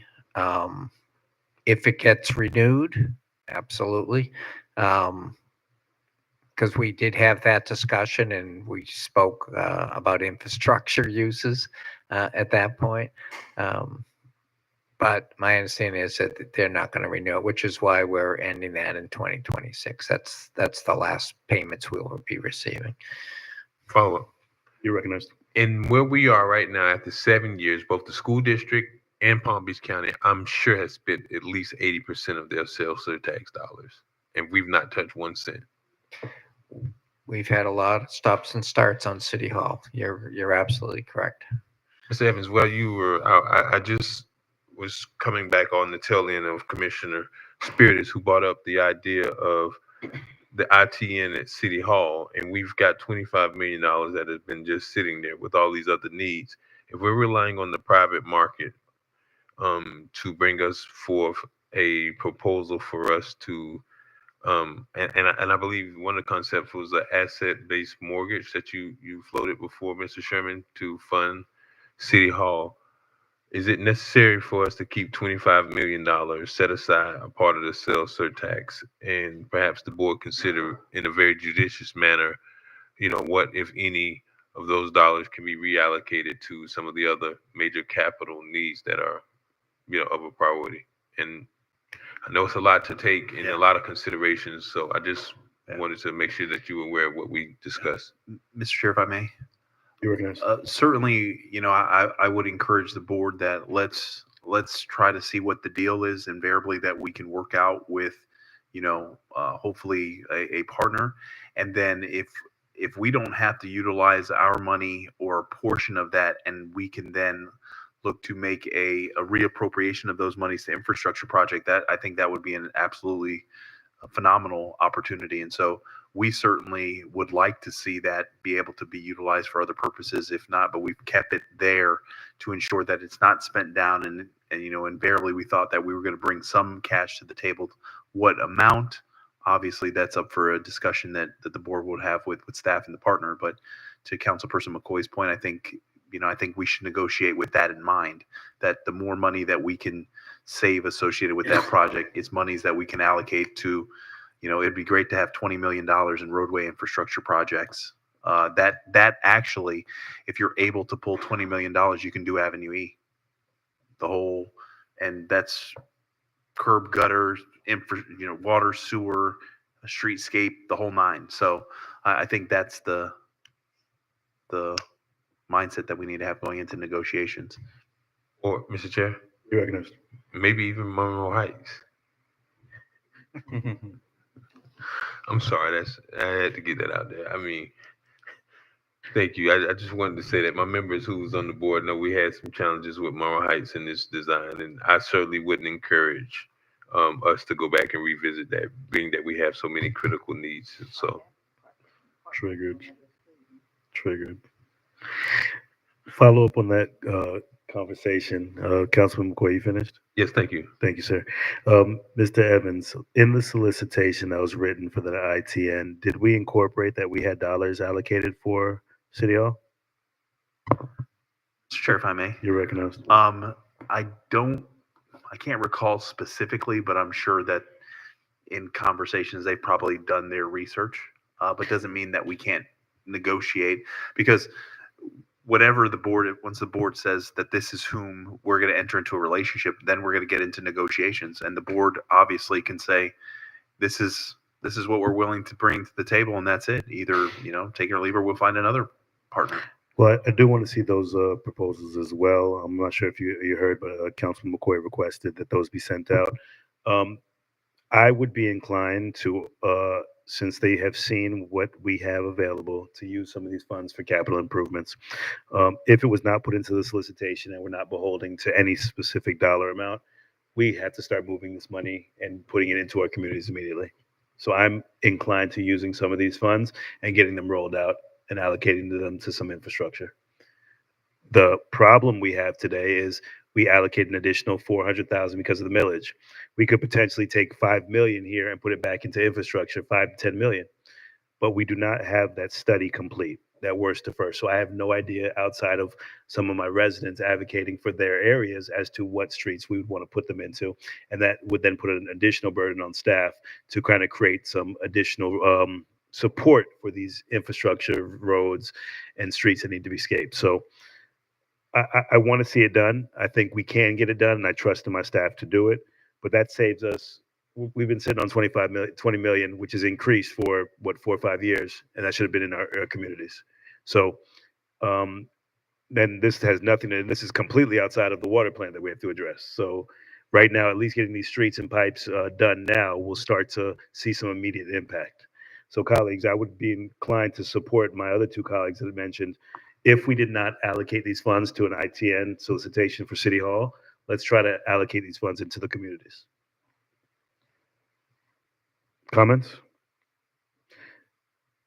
If you want to continue, I'm sorry, if you want to continue, Mr. Sherman or Mr. Evans? Sure. And again, you can see the various, we do try to use impact fees where we're allowed to, or, that qualify under our ordinances.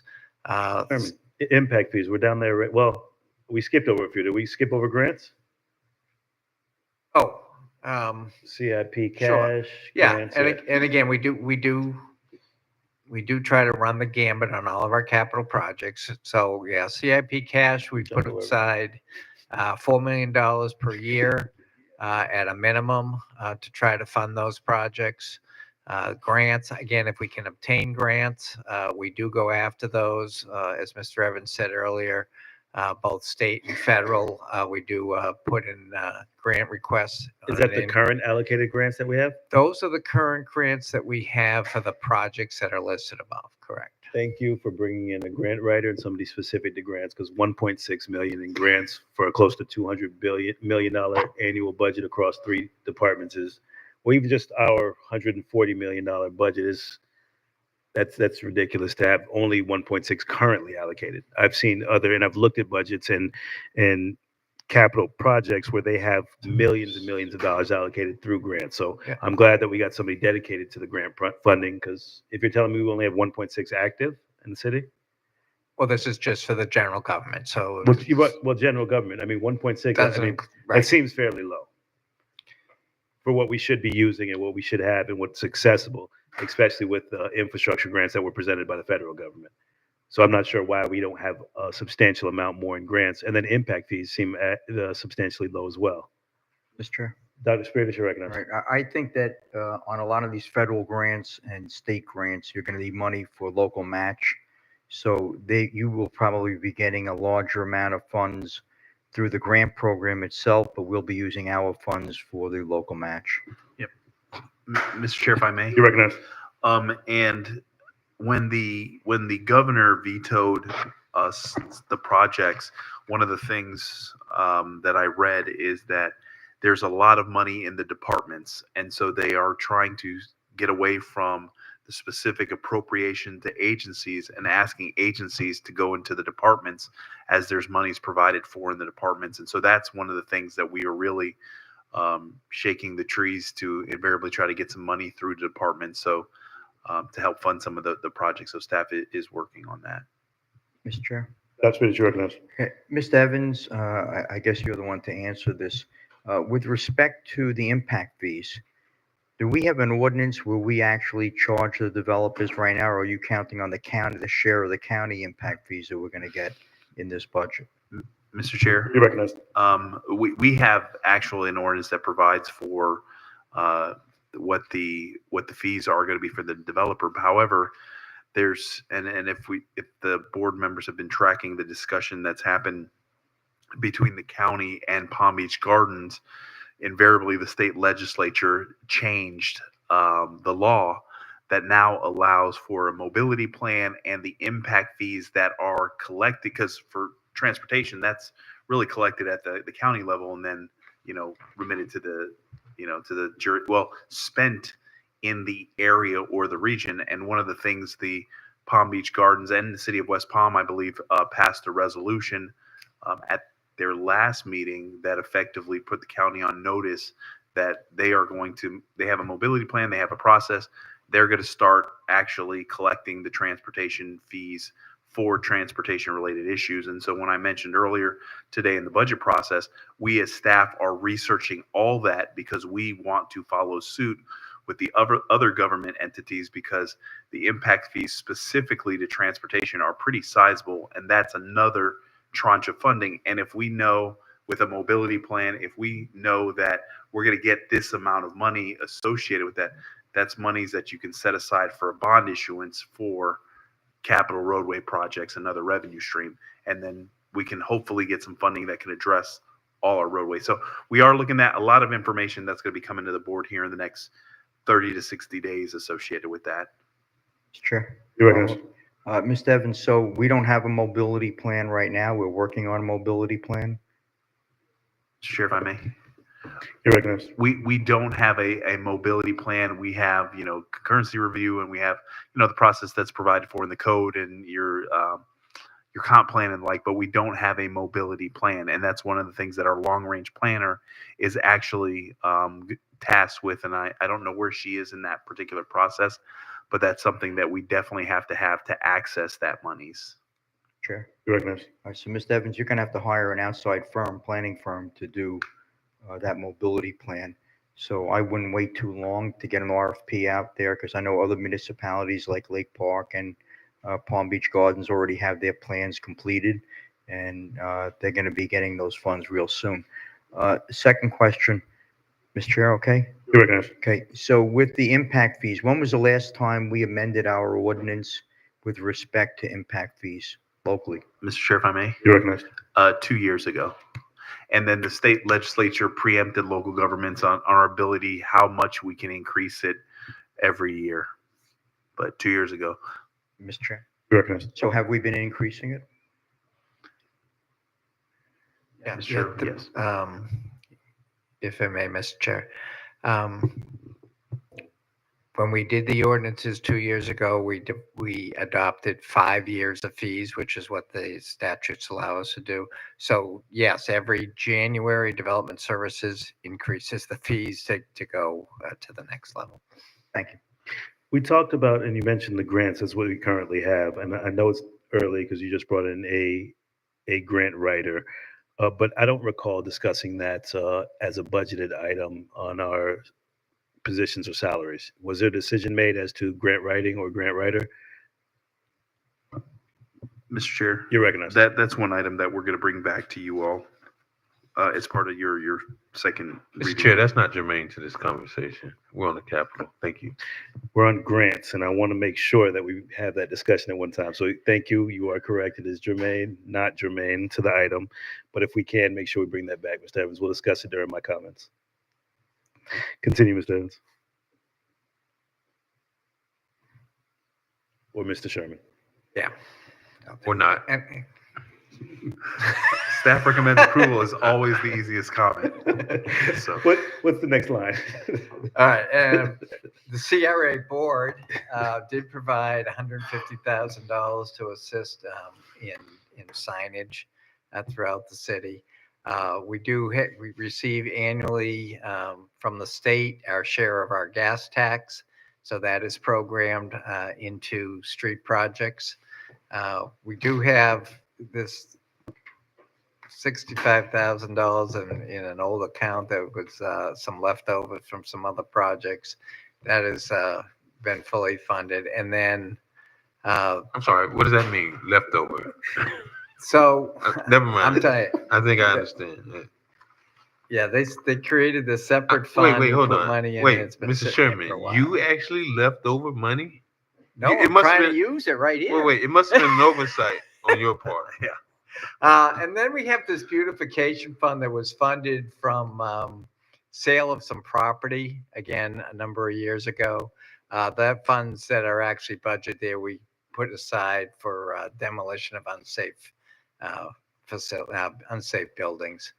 We haven't done any demolitions in a number of years, so that balance just keeps rolling over from year to year.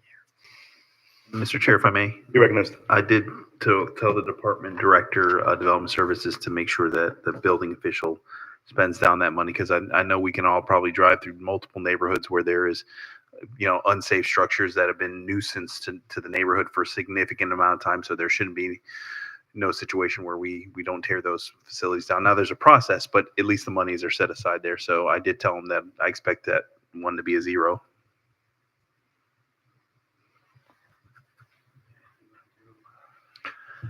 Yep. Mr. Chair, members of the board, this is the projects associated with the utility special district. These projects are projects, some of them are in progress. Some of these projects are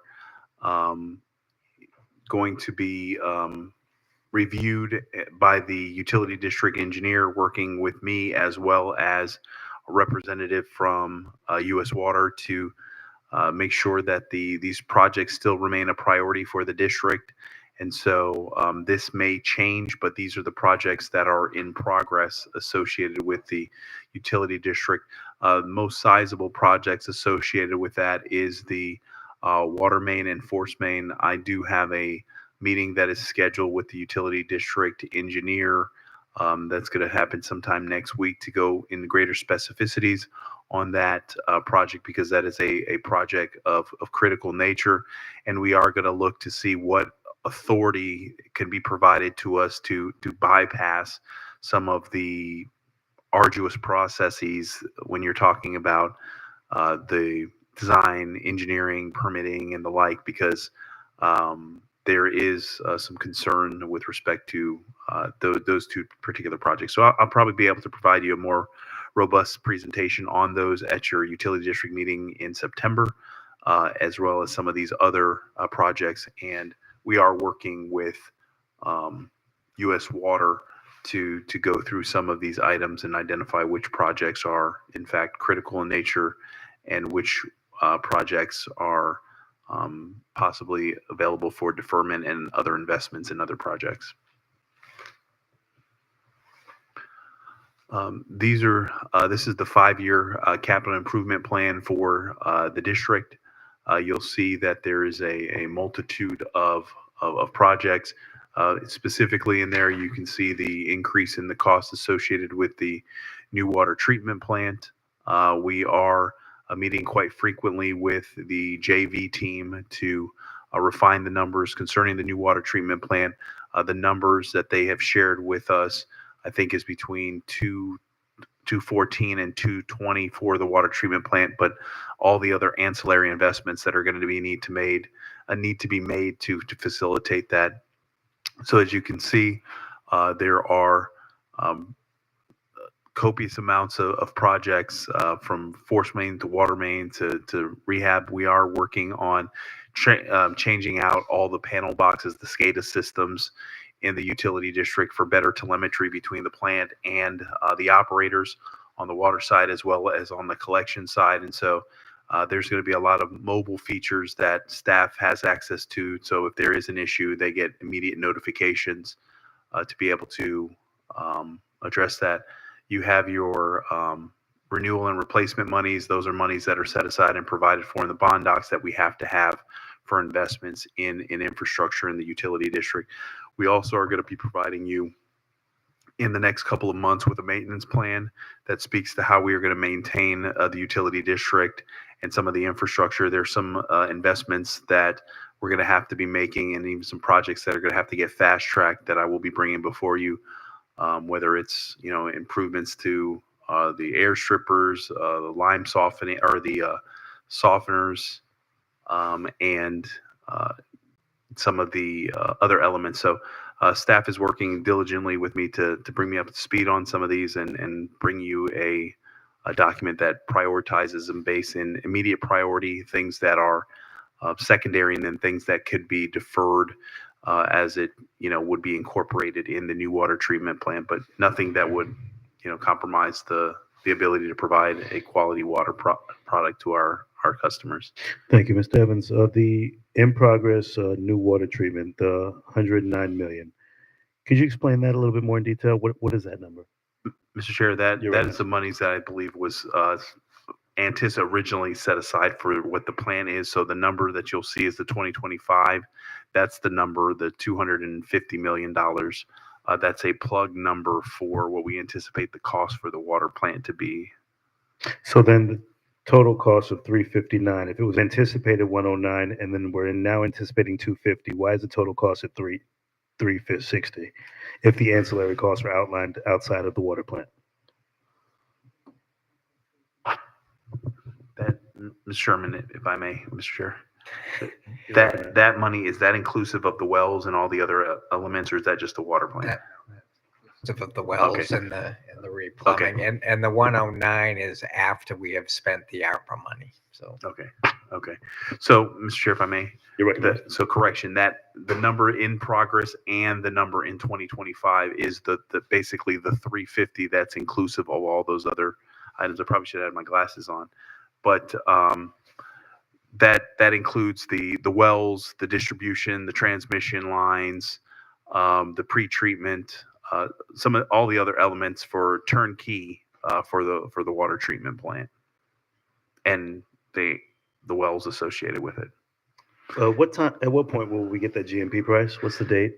Mr. Chair, if I may. Yes. The GMP price for the wells should be on your first meeting in September. The GMP for the plant, I'd have to get back to you on that particular item. If you could send that out to us, that they gave us a date. I just want to just get a refresher as to the date for the GMP, because I know the wells were supposed to have that in the next 2 weeks, but the plant price, because we have to really hone in on this. And I see the grants on the next page is only about 2.8 million on just 359 million on a plant, not to mention the other ancillary costs outlined here. So that's why I want to make sure we have that germane conversation to grant writing later. Mr. Chair? You're recognized. Okay, Mr. Evans, based on the last meeting that we had, the utility district with our engineers, it was pretty clear that all the wells have to either be replaced or rehabilitated substantially. I suggest that we not wait long to do that. We should probably put that out to bid separately instead of waiting for the water plant ready to be bonded and go out to bid. I think that all of our wells should be done right now. That was one of the suggestions by the engineers to solve the membrane issue. I think that we should move forward on that as quick as possible. Mr. Chair. I did have a conversation with our contractual provider this week about replacement wells, basically next to the existing wells. So they are providing me with some cost and what a timeline is, because invariably if the costs were and I don't want to communicate what the number is because they haven't provided it to me in writing, but if the costs are what they communicated to me, and invariably a way for us to move forward with that, I would be bringing an item that would be requesting authorization to drill all new wells for the city's water plant. And so I will probably have a good understanding on that here, probably by your second meeting in September, when we're going to have the utility district meeting. Ballpark, how long, what the timeline is, what the projected cost is, and what would be the most appropriate procurement tool to facilitate doing that. So that is a conversation I had with them, and they've only been with us. They started Wednesday. So, hey, Mr. Chair. Great. Thank you so much, Mr. Evans. This is critical and this is very, very important. Thank you. Mr. Evans, just to follow up on that, the wells, the depth of the wells and the drilling of the wells, isn't it contingent upon the type of plant that we're using with the aquifer that we're drilling to? Mr. Chair, if I may. You're recognized. So you have the superficial, and then you have the Floridan. The Floridan is the deeper well. Correct. That is more for your membrane and the additional capacity. We're still going to need the wells in the superficial, so we still need the wells that we have, and so we cannot abandon the wells. And we still have in our consumptive use permit the ability to draw out of those wells, so we would use those for the new. And how many wells would we need? So I guess that's my question. I don't want to jump the gun with drilling all 22 or 28. How many wells is it? 28? 27. 27, right. Are we going to need all 27 wells re-drilled for the new plants? Mr. Chair, you're recognized. That if you have a permit for a well, we need to drill it, and we need to have the additional capacity because of fire, irrigation, and the like. And so, and especially if you don't utilize what your permitted capacity is, you can risk losing it from the water management district. So we certainly, it would be my recommendation to make sure we drill the wells that we have and preserve the wells that we have. Thank you, sir.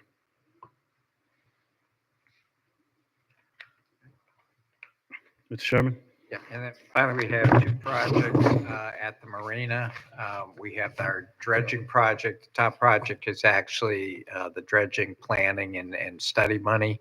And then we have phase 4. So once we can get into the dredging, that comes out of that phase 4 expansion. Again, that does include additional docks. It includes platform for restroom facilities actually out on the water. It has a restaurant pad, and it has office space for the management and operations of the marina itself. So on the funding on that, we do have the renewal and replacement, which would be matching dollars for the grants. So we can either go and do this very slowly and do annual find applications and, and plug along. Or if we can have a discussion at a later point, if the board is so inclined to expedite this project. We do have, again, we could use our matching money, our renewal and replacement money for debt service and just bond the thing up front and pay for it over time. We do have financial projections on this, and this will certainly generate sufficient revenues to cover any bonding and then leave some additional dollars left over. So we can have the funding and funding discussion at a later point, but these are the two projects we have in the 5-year plan. And I know we're going to talk about it later, but you said earlier that we have about $1 million in renewal and replacement. We do. We do. And do we have any active or current grants that we have available for it? We only have one open grant with Find at this point. So we only have about $1 million, and we're looking for 15. Ultimately, we're looking for over $20 million of phase 4. 20 million phase 4. We're generating a net profit of just over $1 million annual. Correct. And phase 4 is going to cost us 20. Have we projected how much additional revenue will be generated from the expansion? Yeah, so I don't have that, but I can certainly provide that to the board. I don't have it with me this evening. Because if we're going to do this expansion and we're going to be spending these kind of dollars, I want to see what our cost is going to be and then what additional revenue we can generate from it. Yes. Thank you, sir. And that's it. Oh. Do you want to do the date or you want to take the vote? So, Mr. Chair, at this point, this concludes staff's presentation of the capital improvement budget. And your second and final reading, based on the direction that we've got provided to the board, will make the appropriate modifications to the budget document and the effective millage rate. And then we will bring that back to you at your second and final reading, and staff recommends approval of the capital improvements plan. Can we have public comments, please? Mr. Chair, the one comment card that we had, I believe she's left. That was from Lady Goldwire. Okay, thank you.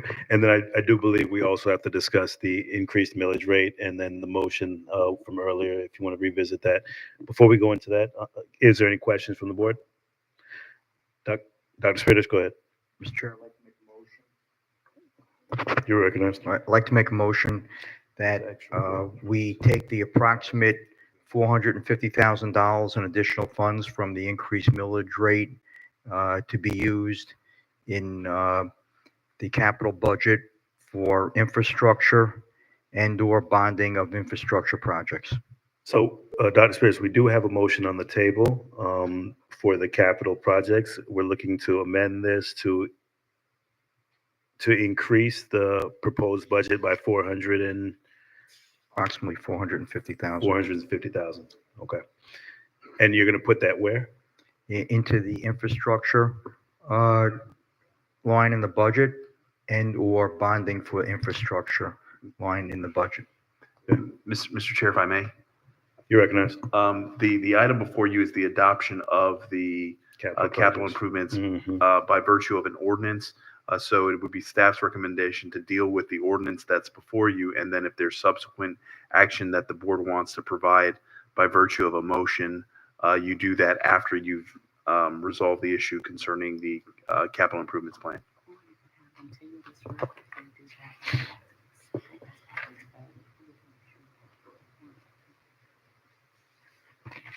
When is the ordinance coming back before us?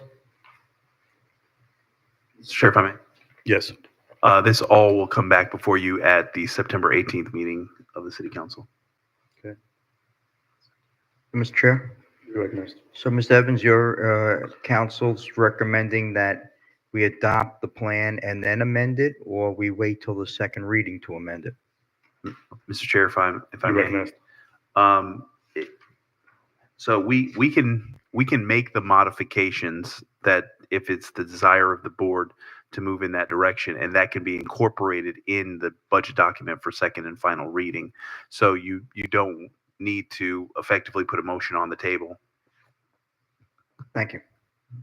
I guess just the clear concern is that's been consistent is that we want to make sure the additional money just goes directly into capital projects. So it's just and making sure it's actually getting into the community and making sure that staff actually gets it done. So those are the concerns, because we can just allocate the funds, we can just ask for the budget to be passed, but we want to make sure this is done this fiscal year. Mr. Chair, if I may. You're recognized. We would look to put that, you will actually see it noted in the document that comes before you at your regular meeting of the City Council. So you'll see where the monies are set to be provided for in the capital budget. Mr. Chair? You're recognized. So I just want to make it clear that it was Chair's recommendation, and I agree that those funds go to future bonding for larger projects. Mr. Chair, if I may. You're recognized. Just to obtain, is that the desire of the balance of the board to effectively put that into monies for additional projects? Because, Mr. Sherman, and certainly, correct me if I'm wrong, if it's a situation where it's allocated in the capital budget as capital infrastructure specific, if it's for bonding for future projects, is it more appropriate in the operating side of the budget versus the capital? Or can you put it in the capital budget? Well, again, I guess that's all going to depend on when you want to go to market for bonding. Because again, if I don't want it to just sit there and not be used. I would say at this point it goes in the capital. We know that in the future we have that money that we can flip over to debt service at the time. Yeah. So Mr. Chair, if I may. You're recognized. We'll look to place it in the capital budget under. We'll look at the projects and we'll have some options for the board for consideration with regards to that. But you'll notice where we put it, and it will be specific to capital investments on second and final reading. I complete. It's fine, thank you. Thank you. Thank you so much. Ms. Miller Emerson, you're recognized. No, that's what I need to That was clarity it. on. Thank you. Additional comments? Madam Clerk, roll call. Councilperson Miller Anderson, Clarity, just the actual ordinance that we have before us. Yes. Councilperson Lanier, Excuse me, Mr. Chair. Do we need a motion to? Oh, we made the to motion. adopt- when We made the when motion. we read it, when we first read it. It was made and seconded. Ms. Councilwoman Lanier? Yes. Thank you. Councilperson Spiritus, Yes. Chair Pro Tem McCoy, Chair Lawson. Yes. That's a unanimous vote. Thank you. Comments from the city manager? Mr. Chair and members of the board, I do want to take this opportunity to thank the staff that put in a lot of time, energy, and effort in submitting all the great ideas concerning their operation. And there was a lot of labor of love and a lot of effort that they put into to their budget. And unfortunately, they didn't get everything that they asked for because we have limited fiscal resources, but it wasn't because of lack of effort and a lot of work. And I appreciate the late nights, the evenings, the weekends. And so thank you guys for your commitment, and thank you for the board for hanging in there with us and going through this particular process. This is obviously an important charge that you have because these monies are intended to be invested in the community with some sizable projects and that move the agency forward. So thank you for the board's commitment and your good stewards and your tenacity on making sure that we deliver a budget to you all that reflects the collective desire of the board in collaborations with staff. So I did want to say thank you for everyone's effort and involved, and looking forward to moving forward with some of these projects. And I do believe with some of the modifications that occurred. You're going to see a lot more accountability concerning the delivery of capital projects and the management of that capital budget. So when you do see it come forward, we want to see nothing in progress. We want to see zeros that the money's been expended and the projects have moved forward. So I do want to thank the board for their support and look forward to moving us through a second and final reading. And last comment I have is it was mentioned earlier about the loss of Mr. Russell. He was an outstanding person. It was a great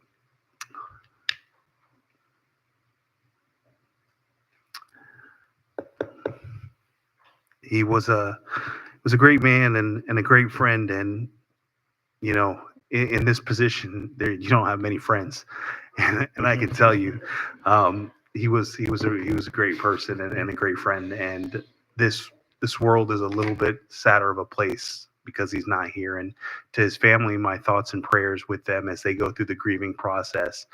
A lot of us have been through it, and want them to know that they're not alone and they have a city that is behind them, and invariably wish them, thoughts and prayers as they go through the grieving process. So thank you, Mr. Chair. Thanks, sir. Attorney Nguyen? Yes, Mr. Chair, I echo the sentiments of Mr. Evans as it relates to Attorney Russell. I met him when I first moved to Palm Beach County 34 years ago, and he was a police legal advisor for the city. And my condolences to his family and colleagues and friends. Thank you, Attorney Nguyen. Comments from the board, committee reports? Comments, starting with Councilwoman Lanier? We're having our monthly community engagement meeting this Wednesday, 4 o'clock, the Brooks Center, and our monthly education committee meeting next Thursday, 6 o'clock, the Brooks Center. Thank you, ma'am. Dr. Spitters? Thank you, Mr. Chair. I would also like to state that Mr. Attorney Russell will certainly be missed. I had the pleasure of serving on the Housing Authority board for 5 years. I sat right next to Mr. Russell at every meeting, hearing his stories about growing up, his sports stories and traveling, and the racism that he had to grow up through was quite remarkable. And he was just a wonderful, wonderful person. And I was just so lucky to be able to get to know him. On a second item, I would just like to thank you, Mr. Evans, for the experience that I had in this budget process. I've prepared many budgets for communities in the past, but this was quite different, and it was very pleasurable. It was very educational, and I'd like to thank you and the staff for a job well done. Thank you. Ms. Miller Anderson? Also want to send out my thoughts and prayers to Mr. Russell's family, and I appreciate everyone for going through this process. Dealing with budgets, we meet quite often, and some of these nights become very, very long, but I think we were able to work through it pretty well as with the staff. They did a wonderful job in bringing forward everything, so just thank you to everyone. Thank you. Councilman McCoy? Yes, thank you, Mr. Chair. Same thing. Was saddened. In fact, I had the opportunity to speak to Attorney Russell's son I think 2.5, 3 weeks ago. So I would like to also extend my condolences to the family of Mr. Russell. This is a tough process. This is a lot for us as board members. I'm sure for staff to have to come up with what their needs are, especially when they're dealing with this day to day. And I certainly want to extend my thanks for the efforts and diligence that you guys do, as well as administration, because I know I deal with a lot of receiving a lot of concerns and complaints, and not too often compliments, but you guys are certainly on the front line of it. And I've had the opportunity to see many of these departments in action. And it's really agonizing to be up here to decide which project is more deserving. And, I've had the opportunity to get cornered by our friends from Riviera Shores. And it's no different than the conversation that I had a few years ago from the individuals that's on between Avenue S and Avenue T, which that doesn't have any storm catch basins. So that's the tough part of it, because we know there are needs, and we are very much diligent, and I support our capital plan operationally. I think we can do some things, to kind of, be a little more frugal and trim some of the, I would think, I'm not going to say unnecessary, but certainly discretionary things that we do as an organization. But definitely, this is a lot of work that's involved, Mr. Evans, and I can only imagine that it takes a lot. So those are my comments. I did want to, Mr. Chair, I guess if we're going to be back here on the 18th, that's going to be UD's. There's going to be a separate meeting for UD as well, correct? Yes, sir. Mr. Chair, if I may. You recognize? Yes, there will be. All right, and are we dealing with anything else related to the city? Mr. Chair, it's going to be, well, there's a couple of items on there, city related. So it's not going to be a heavy agenda, but there are some other city related items that would have to be on the agenda. Okay. All right. So, Mr. Evans, I wanted to find out, what does administration's direction or anticipation this conversation is going regarding this whole developments concerning Fire Station 88 and 87 and how it was procured? Because I came across an email today where apparently it was shared with members of staff and perhaps even administration that this was not, and this was actually apparently given through some legal advice, procured as it was very clear in the beginning this was not a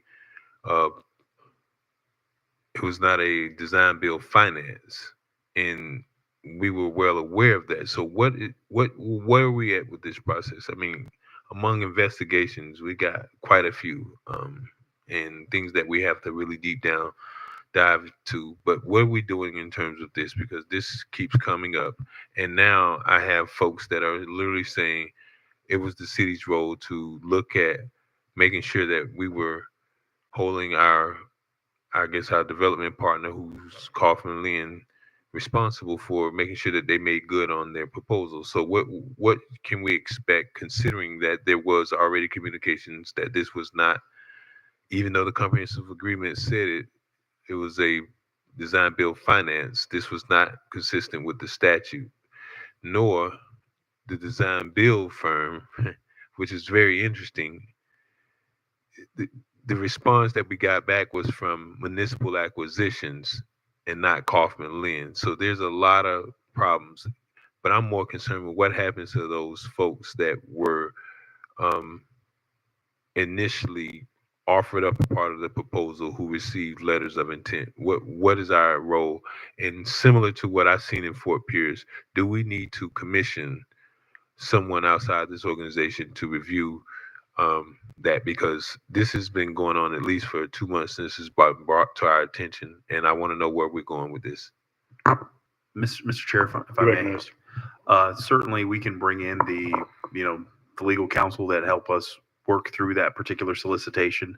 I know that there's been email correspondence back and forth, and I know there's probably email correspondence shared with the board that I haven't received concerning what are the nature of the queries. And so we can bring an item to the board for further discussion with regards to that, to provide some clarity with respect to that.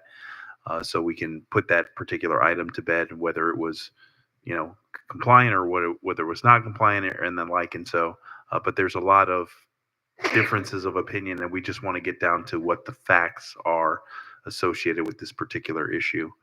So I'll convene an opportunity to chat with the procurement director and, the appropriate staff to bring something that we can have that discussion and walk through the item. Yeah, I'm really interested to see what that looks like. You said the firm that we sought advice on, and I hope that's not the same one that I've seen in the email that specifically said that this is not the statutory design build finance that's called out in statute.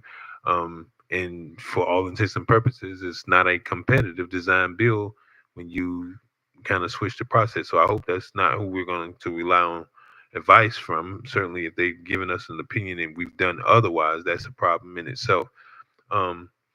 So that's what my concerns are on that. While you were out, I did bring up the fact that I would like to see where we are in terms of the ITN proposals for the City Hall site and be provided with those. I've been closely watching, and I've noticed that we have a lot of solicitations that's under review on Demand Star, and I'd like to see that those things are, obviously more importantly than being done expeditiously, that they're done right and proper, and sometimes that takes us to the point of having to reset, and I'm okay with that. But I just really have heartburn when we have someone that came in good faith, followed the rules, checked all the boxes, and then get to the opportunity to have what they think is a fair opportunity, only to have the rug pulled from under them. I can't live with that. I just can be okay if someone just competitively, put in a response, and then the merits of their response was not chosen, then I'm good with that. Outside of that, I just want a fair process, Mr. Evans, and that's really true because I've seen a number of solicitations out on the street, which I didn't even know we've even done all of this. So I certainly want to see where we go with that, Mr. Evans. Mr. Chair, if I may. You're recognized. Certainly, Councilperson. Thank you. Thank you. And colleagues, bear with me. I do have a few things. Few announcements first. This Saturday, our Pop Warner teams are going to be starting playing at Tate's Gym. They'll be starting with their games with all the young men and women football teams, and the cheerleaders will be out there. So please, if you can, get out there and support. Director Brody, thank you for the emails that you sent. I'm going to read just a couple of your announcements. We have conversations, connections, and literacy. The discussion will be the book of Our Kind of People. That is September 24th. Family Read Aloud Night is going to be, I don't see a date on here, featuring celebration of with your library card sign-up month. That's September 18th at 6 p.m. Beginners level computer classes are September 10th and 17th at 1 to 2 p.m. for beginners levels computer classes, and digital resource classes is September 28th at 1 p.m. Fathers Empowerment and Literacy Experience is going to be September 18th and the 24th on Wednesdays, and Legal at the Library, September 30th, 1 to 3 p.m. I love to announce these things that Director Brody's doing because these are amazing free programs that we're doing here in our community, and we joke and laugh about so many different emails and items, but thank you, Director Brody. I need to make sure our residents are utilizing these services, because just to see Legal at the Library information session on public benefits and the winning score, these are awesome programs that are free, so please come out and support them. Mr. Evans, a few questions. The communications media director that was put out, where are they going to be working exclusively with city issues? Are they going to be assisting in the utility district, CRA? How is that director going to be working? What are your plans with that position? Mr. Chair, if I may. You're recognized. I'm going to have to look at job descriptions from other government entities, but in most cases, they are the principal public information officers. So they direct the communications, marketing. They're the point person with the press. They're the crisis communications manager. They lead on everything, any and everything as it relates to what goes out on the website, social media. They own all that. So that's in principle what their functions and responsibilities are. I just want to make sure we get that up and running. And in the interim, while you're looking for that person to fill that position, who is going to be the point person? Because I want to make sure that the board is updated on everything that's going on. Thank you for the message this morning and the updates, but also knowing everything that's happening and what's coming to the city so that we can participate as a board and be there. I've seen on Facebook far too many different events and activities that are happening that, either fell by the wayside or we didn't know about that. So who can be that point person now? Mr. Chair, if I may. You're recognized. I'll get back with you all, but principally I told staff that anything you invite me to, I'm inviting the council to. So any invitations that invariably my office receives, we'll send that on to you. But Ms. McCray has been handling that. But also I'll make sure that anything that is disseminated or placed out on the social media is provided to you all. So you're not reading it or seeing it for the first time on social media. Well, I guess just to kind of piggyback on that, just to all your directors and every person that's under the purview, any dollars that's the city spending, I want to at least have an invite for this board so we can have an opportunity to participate. Anything that's happening city related, give us an opportunity to be there and support and showcase this amazing city. We have not done a good enough job of telling the narrative, and we need to be there to make sure that we're all supporting and standing together. Last, grant writer position. I know you said that you bring that back later. What was your discussion with that? Because I know it wasn't on the budget. Yep. Mr. Chair, if I may. You're recognized. Oh, yeah, we're going to bring that back. That, Oh, you mean on the second reading? yes. Thank you, sir. Additional comments from the board? Mr. Chair? Doug Spade, you're With, recognized. with the grants writer, should we be calling it a grants writer or a grants coordinator? Mr. Chair, if I may. You're recognized. This position would be a grant administrator and intergovernmental affairs and grant administrator, because what I want to do is centralize the lobbying efforts as well, because they're all intertwined. So that would be the title of the position. And I do believe we need to really be discussing a visit up to Washington just to kind of meet with our lobbyists and legislators up there and possibly scheduling a trip in the very near future. So if we can get that on the books as well, I have no problem going. And if we can get up there to talk to some of them. Absolutely. No further business? This meeting's adjourned.